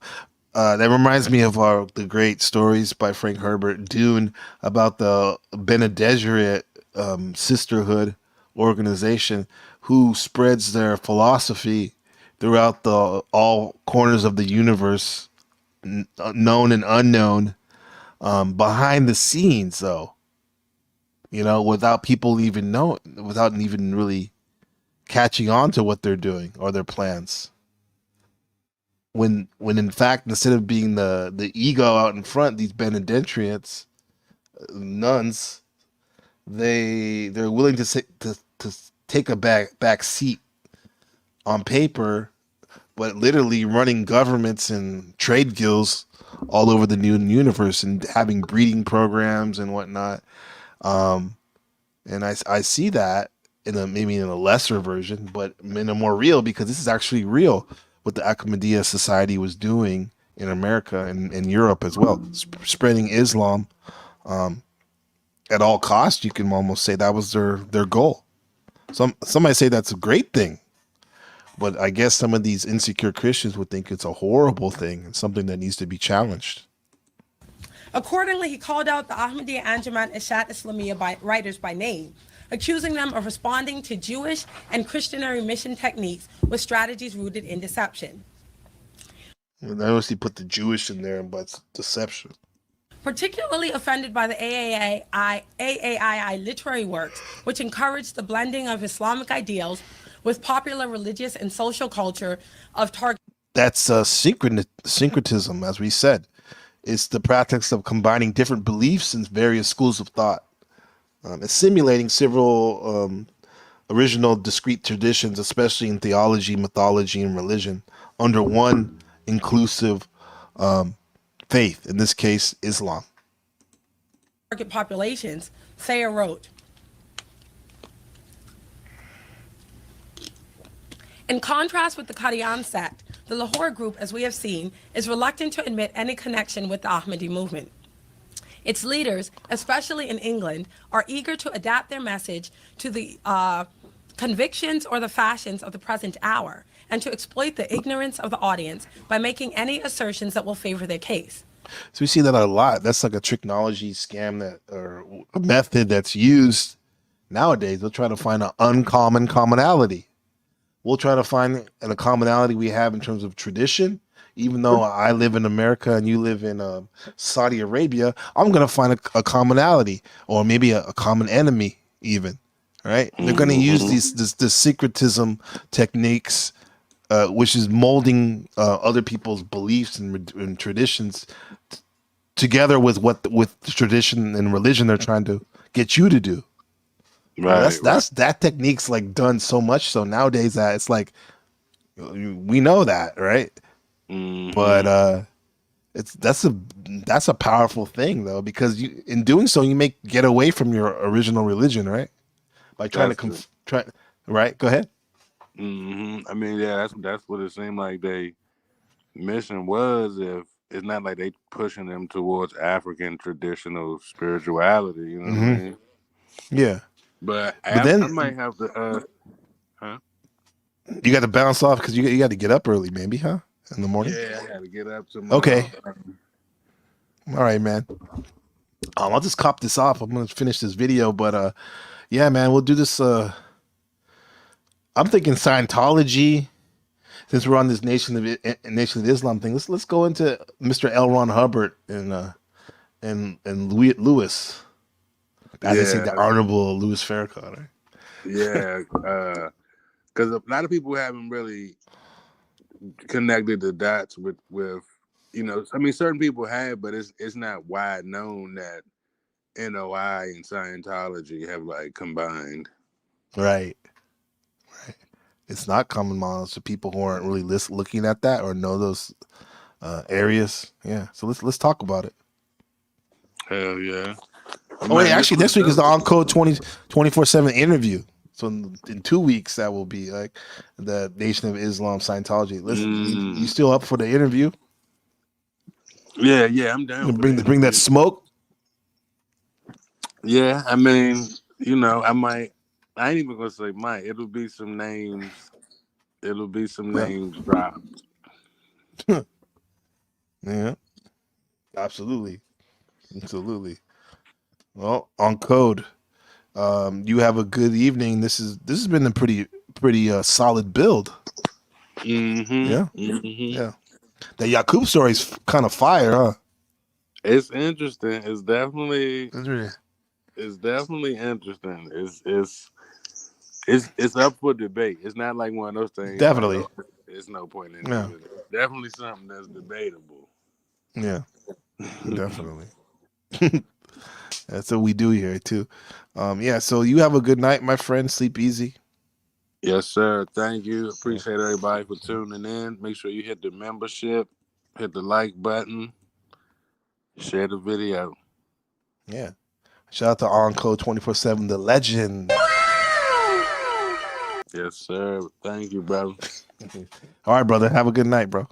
Peace. You as well. Peace. Yeah. On-Code 24/7 now. Yeah. The good brother from the great district of DC, District Columbia. Let's get back on this. We got a couple more minutes, about 10 more minutes of this sister breaking down Farad Muhammad in historic context. This is Fatima Fansu. Intellectually more acceptable than the Qadiani, they inspire less respect, for one usually prefers the naive and narrow-minded to the sophisticated and slippery. This brings us to the fourth phase, Farad Muhammad, 1930 to 1933. Farad Muhammad's effort to cultivate an Islamic-oriented organization was successful where his Ahmadiyya predecessors had failed, precisely because he formed a syncretistic religious movement designed to stimulate Islamic growth within the framework of American religious culture. The increasingly racist development of American religion and culture between 1900 and 1930 provided the impetus for Farad's departure from the standard Ahmadiyya approach of enticing enlightened American thinkers with a clear, rational picture of Islam. Yeah, because there's so much racism, he couldn't just talk to them straight up. He felt like, um, in order them, I guess some of these whites that at the time in the 30s, that he had to think of a different approach in order to convert people. That seems like that was the main mission he had, right? And who knows if he had, he had his main mission for his organization, the Ahmadiyya Association. He may also have a personal mission too. In a final bid to cultivate an Islamic population in America, Farad developed a religious syncretism that would appeal to an undereducated black Christian underclass. You remember, once again, syncretism is the practice of combining different beliefs in various schools of thought and assimilating them into one specific tradition or religion, using the culture's theology, mythology, and religion, right? Kind of find uncommon commonalities. In 1907, Levi H. Dowling's The Aquarian Gospel of Jesus the Christ. The Aquarian Gospel. Wow, look at that. Look at those words. Aquarian, the age of Aquarius. The eon we're living in right now. Already that sounds pretty spicy, new agey. Introduced the Aquarian age to America by giving an esoteric account of Jesus' life. Contemporary Esoteric, right? Not just matter of fact, more mystical and exciting. journalist of the time, Riley observed that supernatural ideas, packaged with the right finesse and exotic appeal, could count upon attracting the modernized, secular, and scientific thinker as well. Combining science and technology right there. Science, technology. Oh, and spiritualism too, right? Western centers such as Chicago and Detroit exploded with the occult and esoteric ideas, as did the western states of California, Oregon, Washington, Nevada, and Arizona. By the 1920s, mass consciousness, the optics of consciousness are high in those areas right there. Chicago, Detroit, San Francisco, Portland, Phoenix. Marketing techniques had allowed New Age sects to launch campaigns on a national level. While most American mystical movements during the first 3 decades of the 20th century were syncretistic amalgams of esoteric Western cults or occult movements, Eastern spiritual traditions, and Christian mysticism. This is what we can talk about Western exotericism,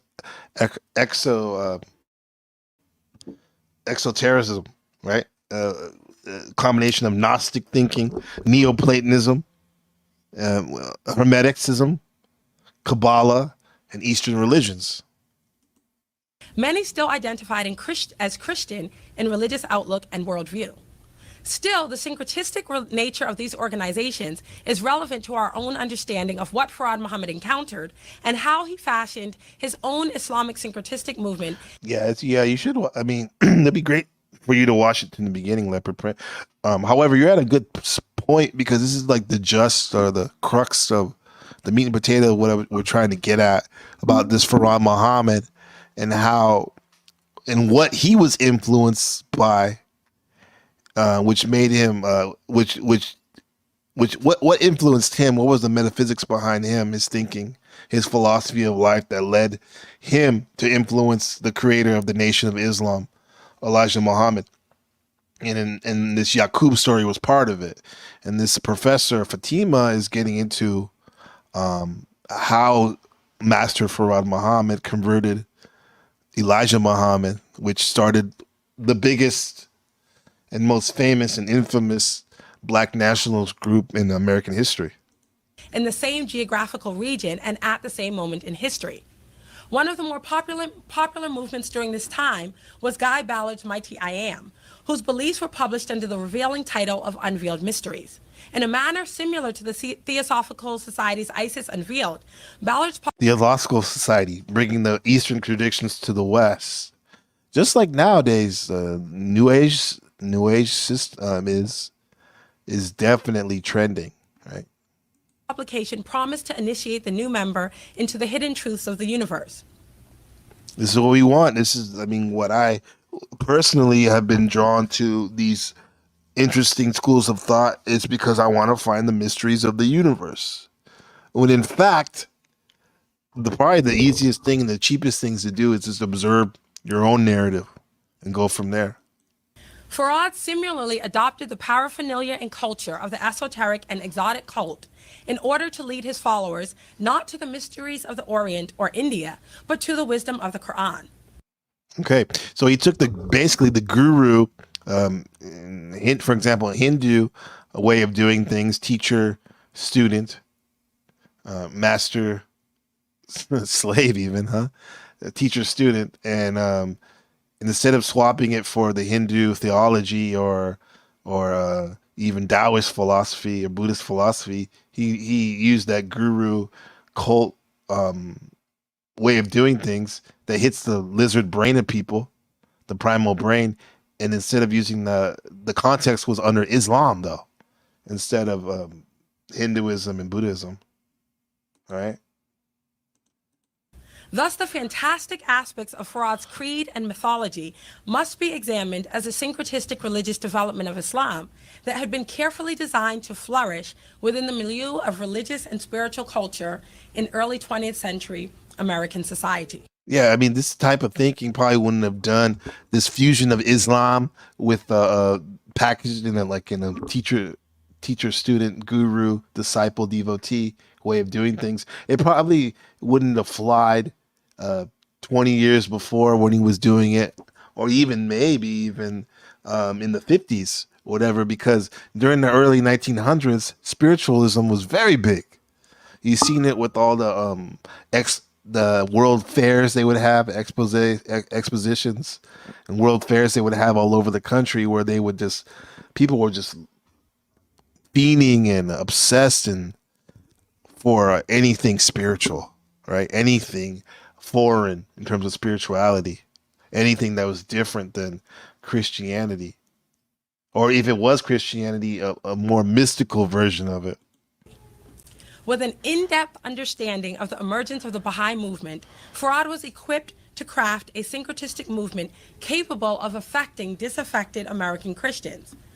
Although most researchers into the history of the Nation of Islam Yeah, because a lot of Christians were probably bored with that same old way of doing things and presenting the teachings. have misread Farad's strategy, Peter Jenkins recognized the Islamic missionary syncretistic approach. In Mystics and Messiahs, Cults and New Religions in American History, Jenkins argues that Farad used, quote, the Bible as a mean of introducing his new religious teachings until disciples could be brought to full knowledge of the true word of God, the Quran, end of quote.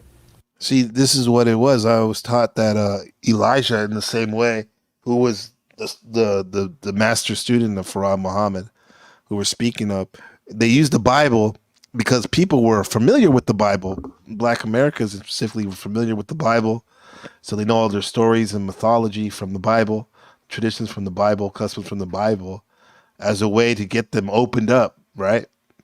With the true purpose of leading them into another form of a sacred book, holy book, the Quran of Islam. They use the Bible because it has some uncommon commonalities with the Quran. They're talking about a lot of the same people in both books, but with a different framing, right? So they would use the Bible to introduce the new devotees into Islam, into the Quran. Think of the metaphor of how people who are hooked on heroin use methadone as a way to wean themselves off of that illicit drug. Same thing could be said about Christianity. For some people, could be seen as a drug that people are addicted to, right? But in this case, they're trying to substitute one drug for another one. Islam and the Islam. But Elijah Muhammad's, at least his way of looking at it, was that we would use the Quran as a way to wean them off of Christianity and cross-reference both of these books in their studies and whatnot, but with the ultimate goal of not using any book or relying on any book as your source of truth, where in fact, as Elijah said, as well as the Bible says, that you would be the temple. You would become the temple. So wherever you go, you're aligned with the truth of God, you know?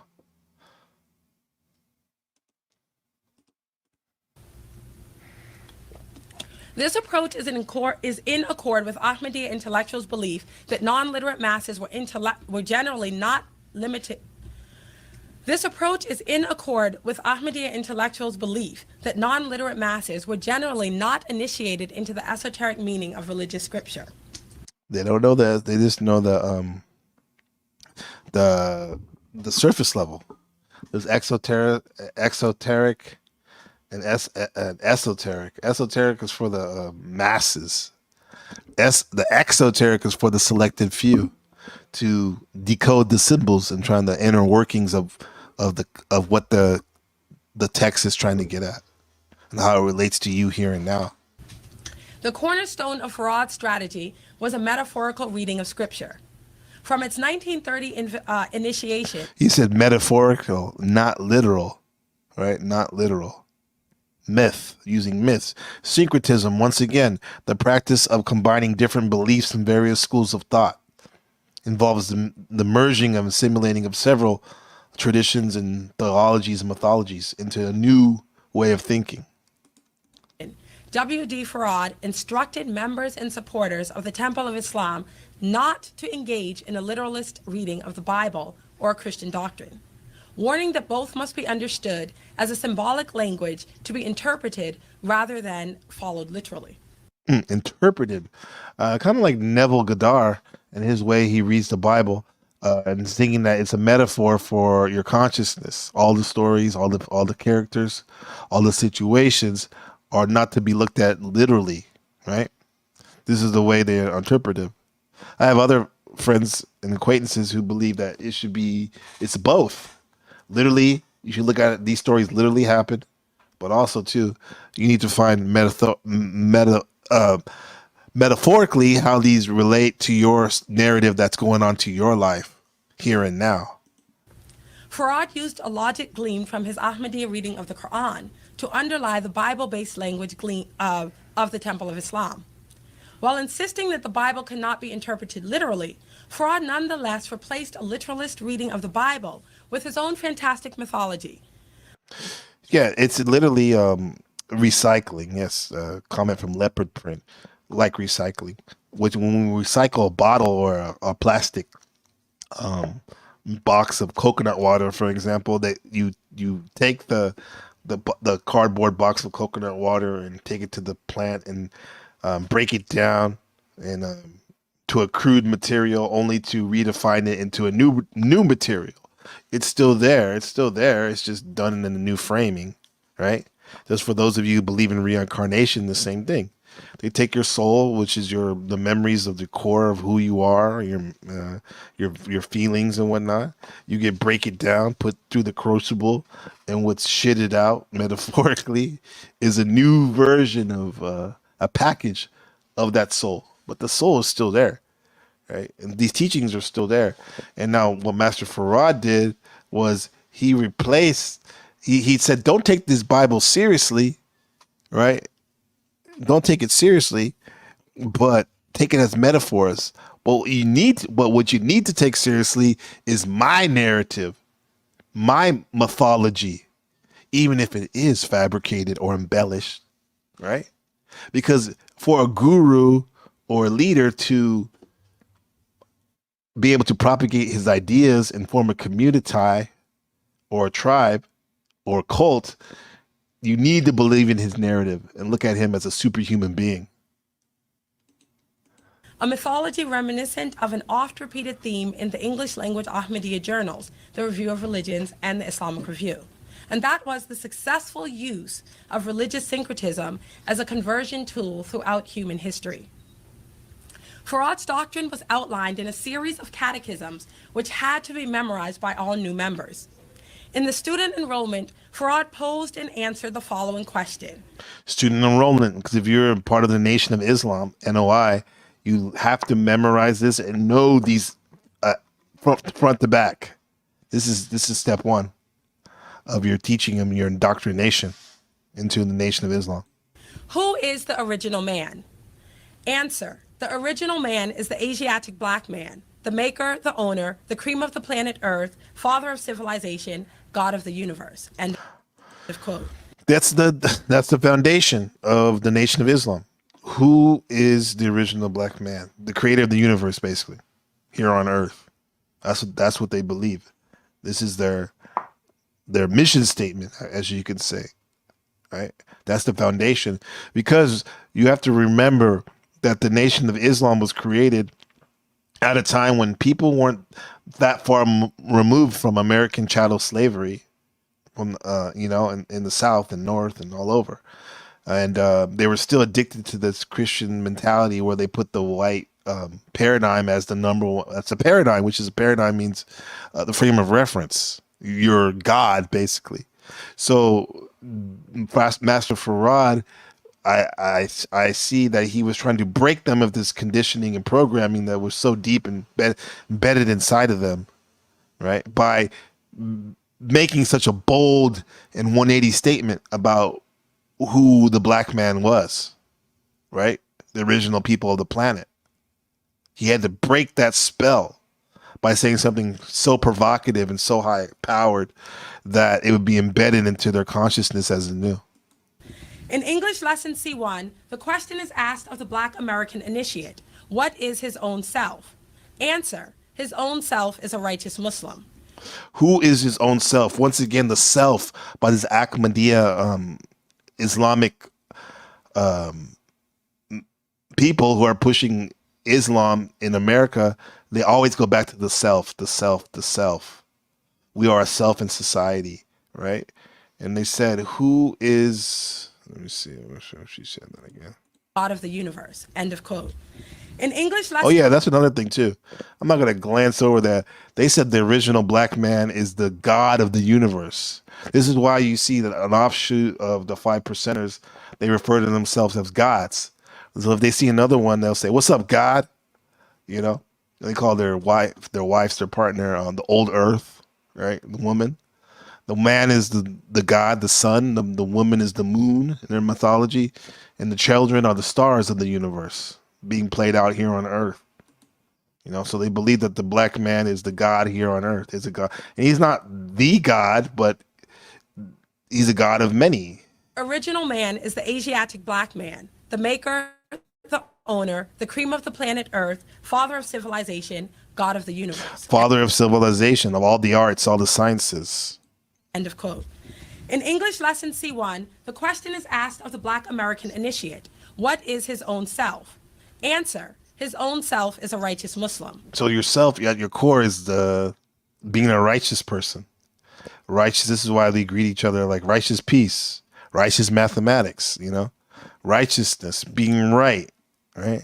You may not be right all the time, but at least you can start off right by shooting for righteousness.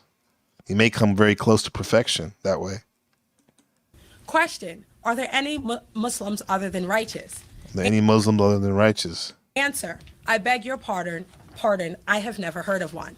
No, because in their doctrine, a Muslim and a righteous human are one and the same. You can't have one without the other. Within this Islamic identity, Asiatic ethnicity and blackness were assigned special status. You notice when they say Asiatic was what they used to call the whole planet Earth. So all the Earthlings, be it whatever race you are or whatever, you're an Asiatic. You're an Asiatic. Farad appealed to an identity crisis that neither Christianity nor the emerging African-American popular culture had been able to completely ease. So in this mythology, in this doctrine, the Asiatics were the favored people of the world, right? And I guess not everyone was an Asiatic. I would assume that he was going to say that the whites weren't considered Asiatic. However, later on they'll talk about how, just like once again synchronism, they'll use the 144 people in the rapture that will be saved. In that, there will be a portion that are white, right? And there's another thing they said is like, if in their doctrine, if the black man is God, then the white man is the devil, and then Elijah would say that the white man, the devil, not being personal or attacking people, and his definition of a devil is anything that's not the original. But even in that sense, they would say that the white folks, there would be a percentage of them that will be saved out of the 144. The ability to connect African Americans historically with an African Muslim ancestry provided a powerful psychological antidote to address their psyche as an oppressed group within American society. Yeah, giving them the identity, which they didn't have an identity. They just basically just showed up in America one day, the stories, and they were slaves from day one. So Master Farad Muhammad gave them this identity as an Asiatic people, more specifically an African people, or any all over the planet. They're not just saying the out of Africa theory. They're believing that there were Asiatics all over the planet, original people, right? That is an antidote to the poison of the white supremacy that was going on. And they needed something strong, provocative language to get rid of that poison thought. When illuminated within the context of the Ahmadiyya intelligentsia, Farad's emphasis on the Muslim identity is more readily identifiable as a satirical commentary on the doctrine of white supremacy, which American Protestant culture had yet to unequivocally rebuke and in many instances unabashedly upheld. So what we talked about earlier with this Ahmadiyya society, which go from 1888 to be exact, or 1882, 1880 we'll just say, their goal, these elite Pakistani Indian Muslims, was to spread Islam in the Western world. And years later, in the 1920s and 30s, they figured out that the group that was the most successful in the West were Black Americans that were originally migrated from the South up to the North, right? In places like Detroit and Chicago and North Carolina. And in knowing their target converts that they wanted to convert, this Ahmadiyya Muslim society organization, they saw white supremacy as the number one obstacle in converting these new Black Americans to Islam. So they went out of their way to fight this using satire, covert ways, and other methods that we talked about a little bit earlier, right? So what Professor Fatima is sharing is the fact that while white American Protestant organizations and churches turned a blind eye to a lot of the racism that was going on in America on their fellow Black Americans, and even some propagated that racism and oppression and domination. These Ahmadiyya Muslims from India were actually combating racism firsthand up on the front lines in the form of trying to convert these people into Islam.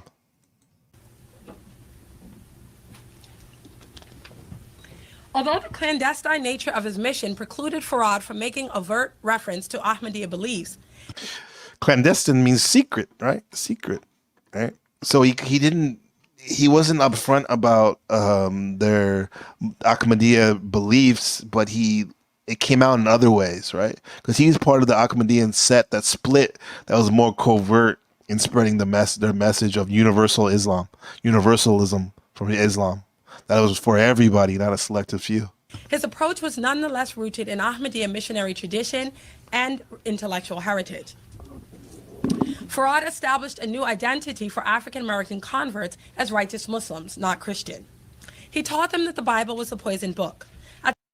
Yeah, because from all this time, Christianity, if you were Black American, you were seen as a Christian. Well, this is one of the first time in masses in the history of America where the Black Americans had another identity they could have held onto and latched onto, which is one of a righteous Muslim, right? You know, you don't really hear that in a righteous Christian, right? But you do hear it in Islam. They didn't say Muslim, they said a righteous Muslim. At the same time, Farad taught them to read it critically. Just as the Ahmadiyya similarly rejected biblical literalism, a new identity for African American converts as righteous Muslims, not Christian. He taught them that the Bible was a poisoned book. At the same time, Farad taught them to read it critically. Just as So he taught them that the Bible was poisoned book, something that Elijah Muhammad would say. The teacher would say it's a by book. The Bible, it contradicts itself a lot, right? So he said that it's a poison book, but you can use it as a cross reference for the Quran. And she said a Freudian slip. She said quickly, read it quickly, right? Instead of critically. Well, it does seem like a lot of the people probably would have read it quickly and just glanced over some of the things that were really going on. The subtext. the Ahmadiyya similarly rejected biblical literalism. Farad's early stipulation to bring 4 devil's heads and the notion of the white man as devil, etc., must all be interpreted through the esoteric thinking of Ahmadiyya Muslims. Here we go. That's one of the things that you bring for every convert, bring 3 white men's heads, he would say, right? The sword of Islam has a triple-sided sword, right? White man's a devil. So she's going to explain what it's exoteric meaning to it. Maybe not take it literally. The Ahmadiyya taught an understanding of man as mind. Farad taught that the white man as mind. Okay. This is very important. That even the people in the Nation of Islam, unless they're in the inner circles, probably never even heard this. white man was the devil that had to be killed, with white symbolizing the pollution of white supremacy. Farad stated The white, so mind, man, so the white man, the white supremacy mind has to be killed, right? Not white people in general, but like the mindset of a white man as superior, black man as superior, even so too, probably. That's my take on it. What were we gonna say? She just said it. This whole thing about I went into some teachings about the mother plane and how that represents levels of consciousness and whatnot. Some of these esoteric Elijah Muhammad teachings, very interesting. Let me rewind it a bit. Farad taught that the white man was the devil that had to be killed, with white symbolizing the pollution of white supremacy. Farad stated that the white man or white supremacist mindset could not be converted to Islam because Farad's successors had already attempted to convert them, but that they had stubbornly clung to their traditions. Musa, in the story of Yakub, but even more practically, these Ahmadiyya scholars in the early 1900s, they tried to convert the people in England, the influencers, the whites, Europeans, and also in America, but it wasn't successful as they deemed it. So I guess he's saying basically, don't even try, be pragmatic about your approach and change the things you can change. That's total like a black pill. Don't mess with the things you can't change. Change the things you can change. Right? Finally, Farad taught that the reward for the student was the Holy Quran. After intensive tutorial for 3 years, the reward is the Holy Quran, where once you know the Bible and you get on your Quran. Farad departed, leaving his protege, the Honorable Elijah Muhammad, in charge of the movement. Exiting had already attempted to convert them, but that they had stubbornly clung to their traditions. Finally, Farad taught that the reward for the student was the Holy Quran. Now remember that Sister Claire Muhammad, it was Claire, it was the first one who met Master Farad Muhammad and used to go to his I think study groups or whatnot, because Master Farad Muhammad, he influenced Noble Jew Ali in the Moorish Science Temple, and Sister Claire, she met Master Farad, and some even say that he hypnotized her or whatnot. He rizzed her up, basically. That's what hypnotism is, kind of. Risen her up with the animal magnetism, so much so that she brought that knowledge to her husband, Elijah Poole, who became the Honorable Elijah Muhammad and his greatest student and the founder of the Nation of Islam. After intensive tutorial for 3 years, Farad departed, leaving his protege, the Honorable Elijah Muhammad, in charge of the movement. Exiting from California, Farad returned to Fiji by the way of the Pacific, where he worked as an educator, known and venerated among the Fiji Indian migrant working class as Master Muhammad Abdullah. So he ended up in the Fiji water, right? There's a lot of Indian people there. Both his He was all over traveling. satire and his overarching goal can be clearly where he worked as an Don't they say satire, the metaphor, right? Some people, just like he said, don't Ahmadiyya or Farad Muhammad, Master Farad Muhammad said, don't take the Bible literally. Well, people have taken the Nation of Islam's rhetoric literally in terms of the white man is literally a devil, when in fact the Ahmadiyya teachings, which are the metaphysics behind the Nation of Islam teaching, are saying that no, it's the mind, man. When you see the word mind, man, it's mind, and in that case, the white man is a metaphor for a symbol for the white supremacy mind, right? And here's the thing too. We'll get into that. Oh, gosh, so my mind's going like a mile a minute right now. Slow down for a second.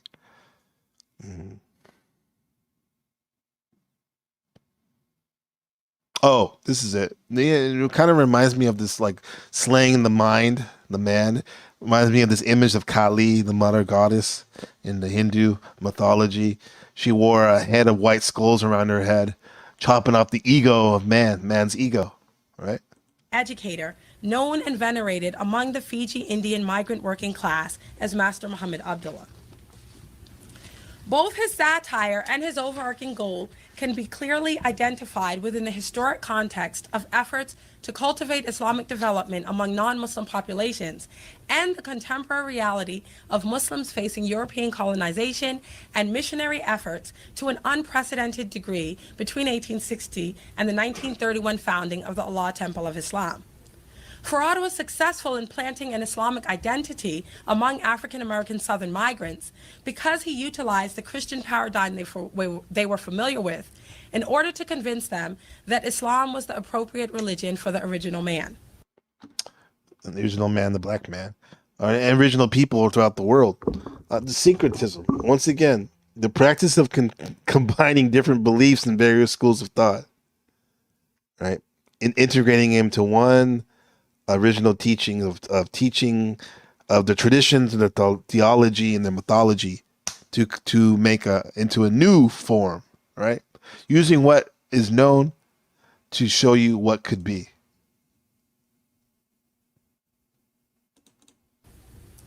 This brings us to the fifth and final phase, 1959 to 1975. Muhammad Abdullah returned to the United States to finish the work started years earlier. The Nation of Islam had survived and retained its nominal identity as Muslims. Abdullah began to work closely with the chosen successor to the Honorable Elijah Muhammad, Minister Wallace D. Muhammad, who was taught Arabic and Quran as a child. So Elijah Muhammad's son, Wallace D. Muhammad, was taught Arabic as a child, right, and to write.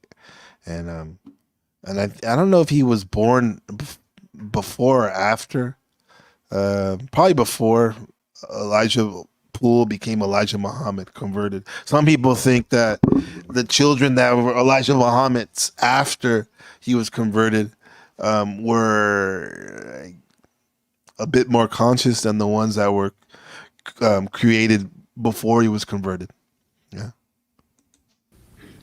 During this time, Muhammad Abdullah worked in relative obscurity, in contrast to his Ahmadiyya missionary counterparts, whose mission and work was touted far and wide in Ahmadiyya literary publications, as well as non-Ahmadiyya journals and newspapers.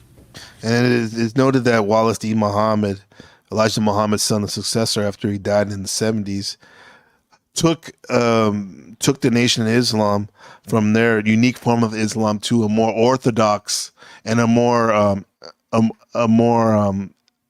Islam that actually resembled more like the Ahmadiyya society, what they wanted, right? Was caused a great split in the Nation of Islam. Abdullah forged a close relationship with the young Wallace Muhammad, and continued to work closely with the Nation of Islam leadership until 1975. Imam Muhammad solved the riddles embedded in the Nation of Islam doctrine, winning the promised reward of the Quran both literally and figuratively. W.D. Muhammad successfully established a community of Muslims in America who are part of the global Muslim Ummah, yet not confined by the psychological limitations which had confounded Sunni orthodoxy. So it's like Sunnis with an open mind. More open mind. Imam W.D. Muhammad's leadership and teachings, a model for Muslims in America and throughout the world, has fulfilled those aspirations of Ahmadiyya Indian Muslims over a century ago, so faithfully concerned with restoring Islam to its intended position as a universal way of life among those committed to human dignity, freedom, and moral excellence. Thank you. Thank you, Fatima. The professor dropped the mic. Here's the thing. Now, this whole thing about Master Farad Muhammad, the reason why he's so intriguing to me and some of you could be is because he came up with the story, or he made the story Yaqub, who basically they say created the races, particularly the white race, famous, right? But who was the man behind the story? Now we know who, somewhat of what the man behind the story, but now we know what's even more intriguing is what is the philosophy and groups that created those philosophy behind Master Farad Muhammad, and that's the Ahmadiyya Society. And that's, if you really want to know the Nation of Islam, I think go to the source, do some research, do the math, decode the Ahmadiyya Society, which was based out of India. And some say Master Farad Muhammad actually may have even been more resonate with Taoism and whatnot, and Buddhism, but that's another episode. So appreciate y'all coming through. And let me see, who's a lot of people came up. No, brother, no, with that knowledge. On code 24/7 as always. Appreciate you. Look within, the hardest working man in the metaverse. I appreciate you. The heads up on these people. Streets is watching, right? It's not always what always what it seems, especially with those holographic projections going on. Shadow Buddha in the house, as always. My brother from another. God Heart Within, one of the highest levels of consciousness I've seen in a long time here in these YouTube streets. Blessings and clarity to all. Absolutely. Brother Shift was in the house. The Kings, aka Kings. Salute to Restos Chesto. That was hilarious watching you in that OTW stuff. Trying to school her on entrepreneurship, making us laugh at the same time. Shout out to Kings for sure. And who else we got? Oh, Leopard Print. The wonderful Leopard Print. Oh my. You're definitely good to see you. Beautiful.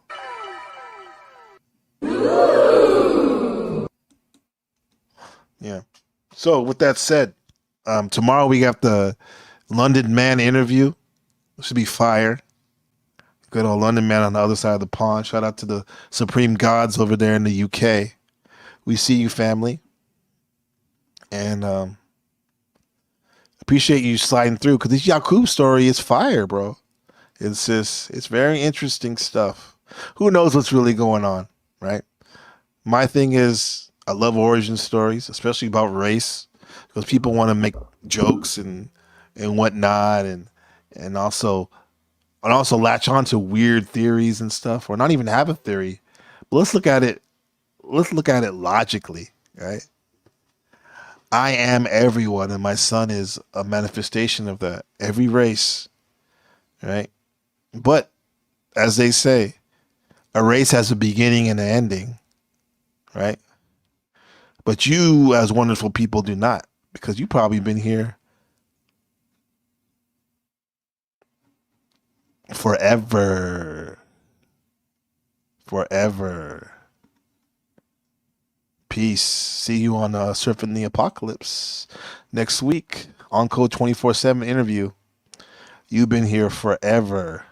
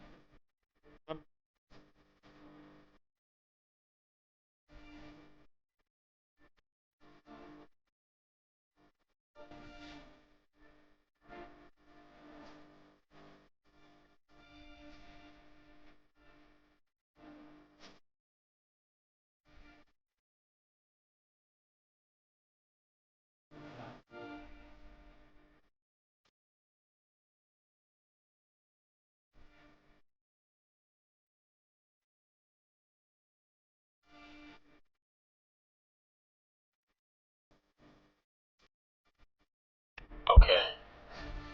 I came through big body nigga triple X. Also used to doing shows, I forget the sweat. My inbox full, I got a lot of shit to check. They gon' think you signed something, you got emeralds on your neck. Was moving wild, I settled down, the streets bring stress. Okay, they love the coochie scouts, the hoes showing off their breasts. Okay, I'm trying to get a check, see I ain't got time to rest. I can't triple S, big B's. I ain't trying to keep up, I'm doing my speed. I done ran 100 up, times 3. She put the pussy in my face, trying to blind me. I told Jay they wouldn't have did it if they was in our position. We could be bigger than niggas, I know it, I'm cocky with it. I can take my chain off right now and play hockey with it. Ask the labels how they feel about this shit, they say they rockin' with it.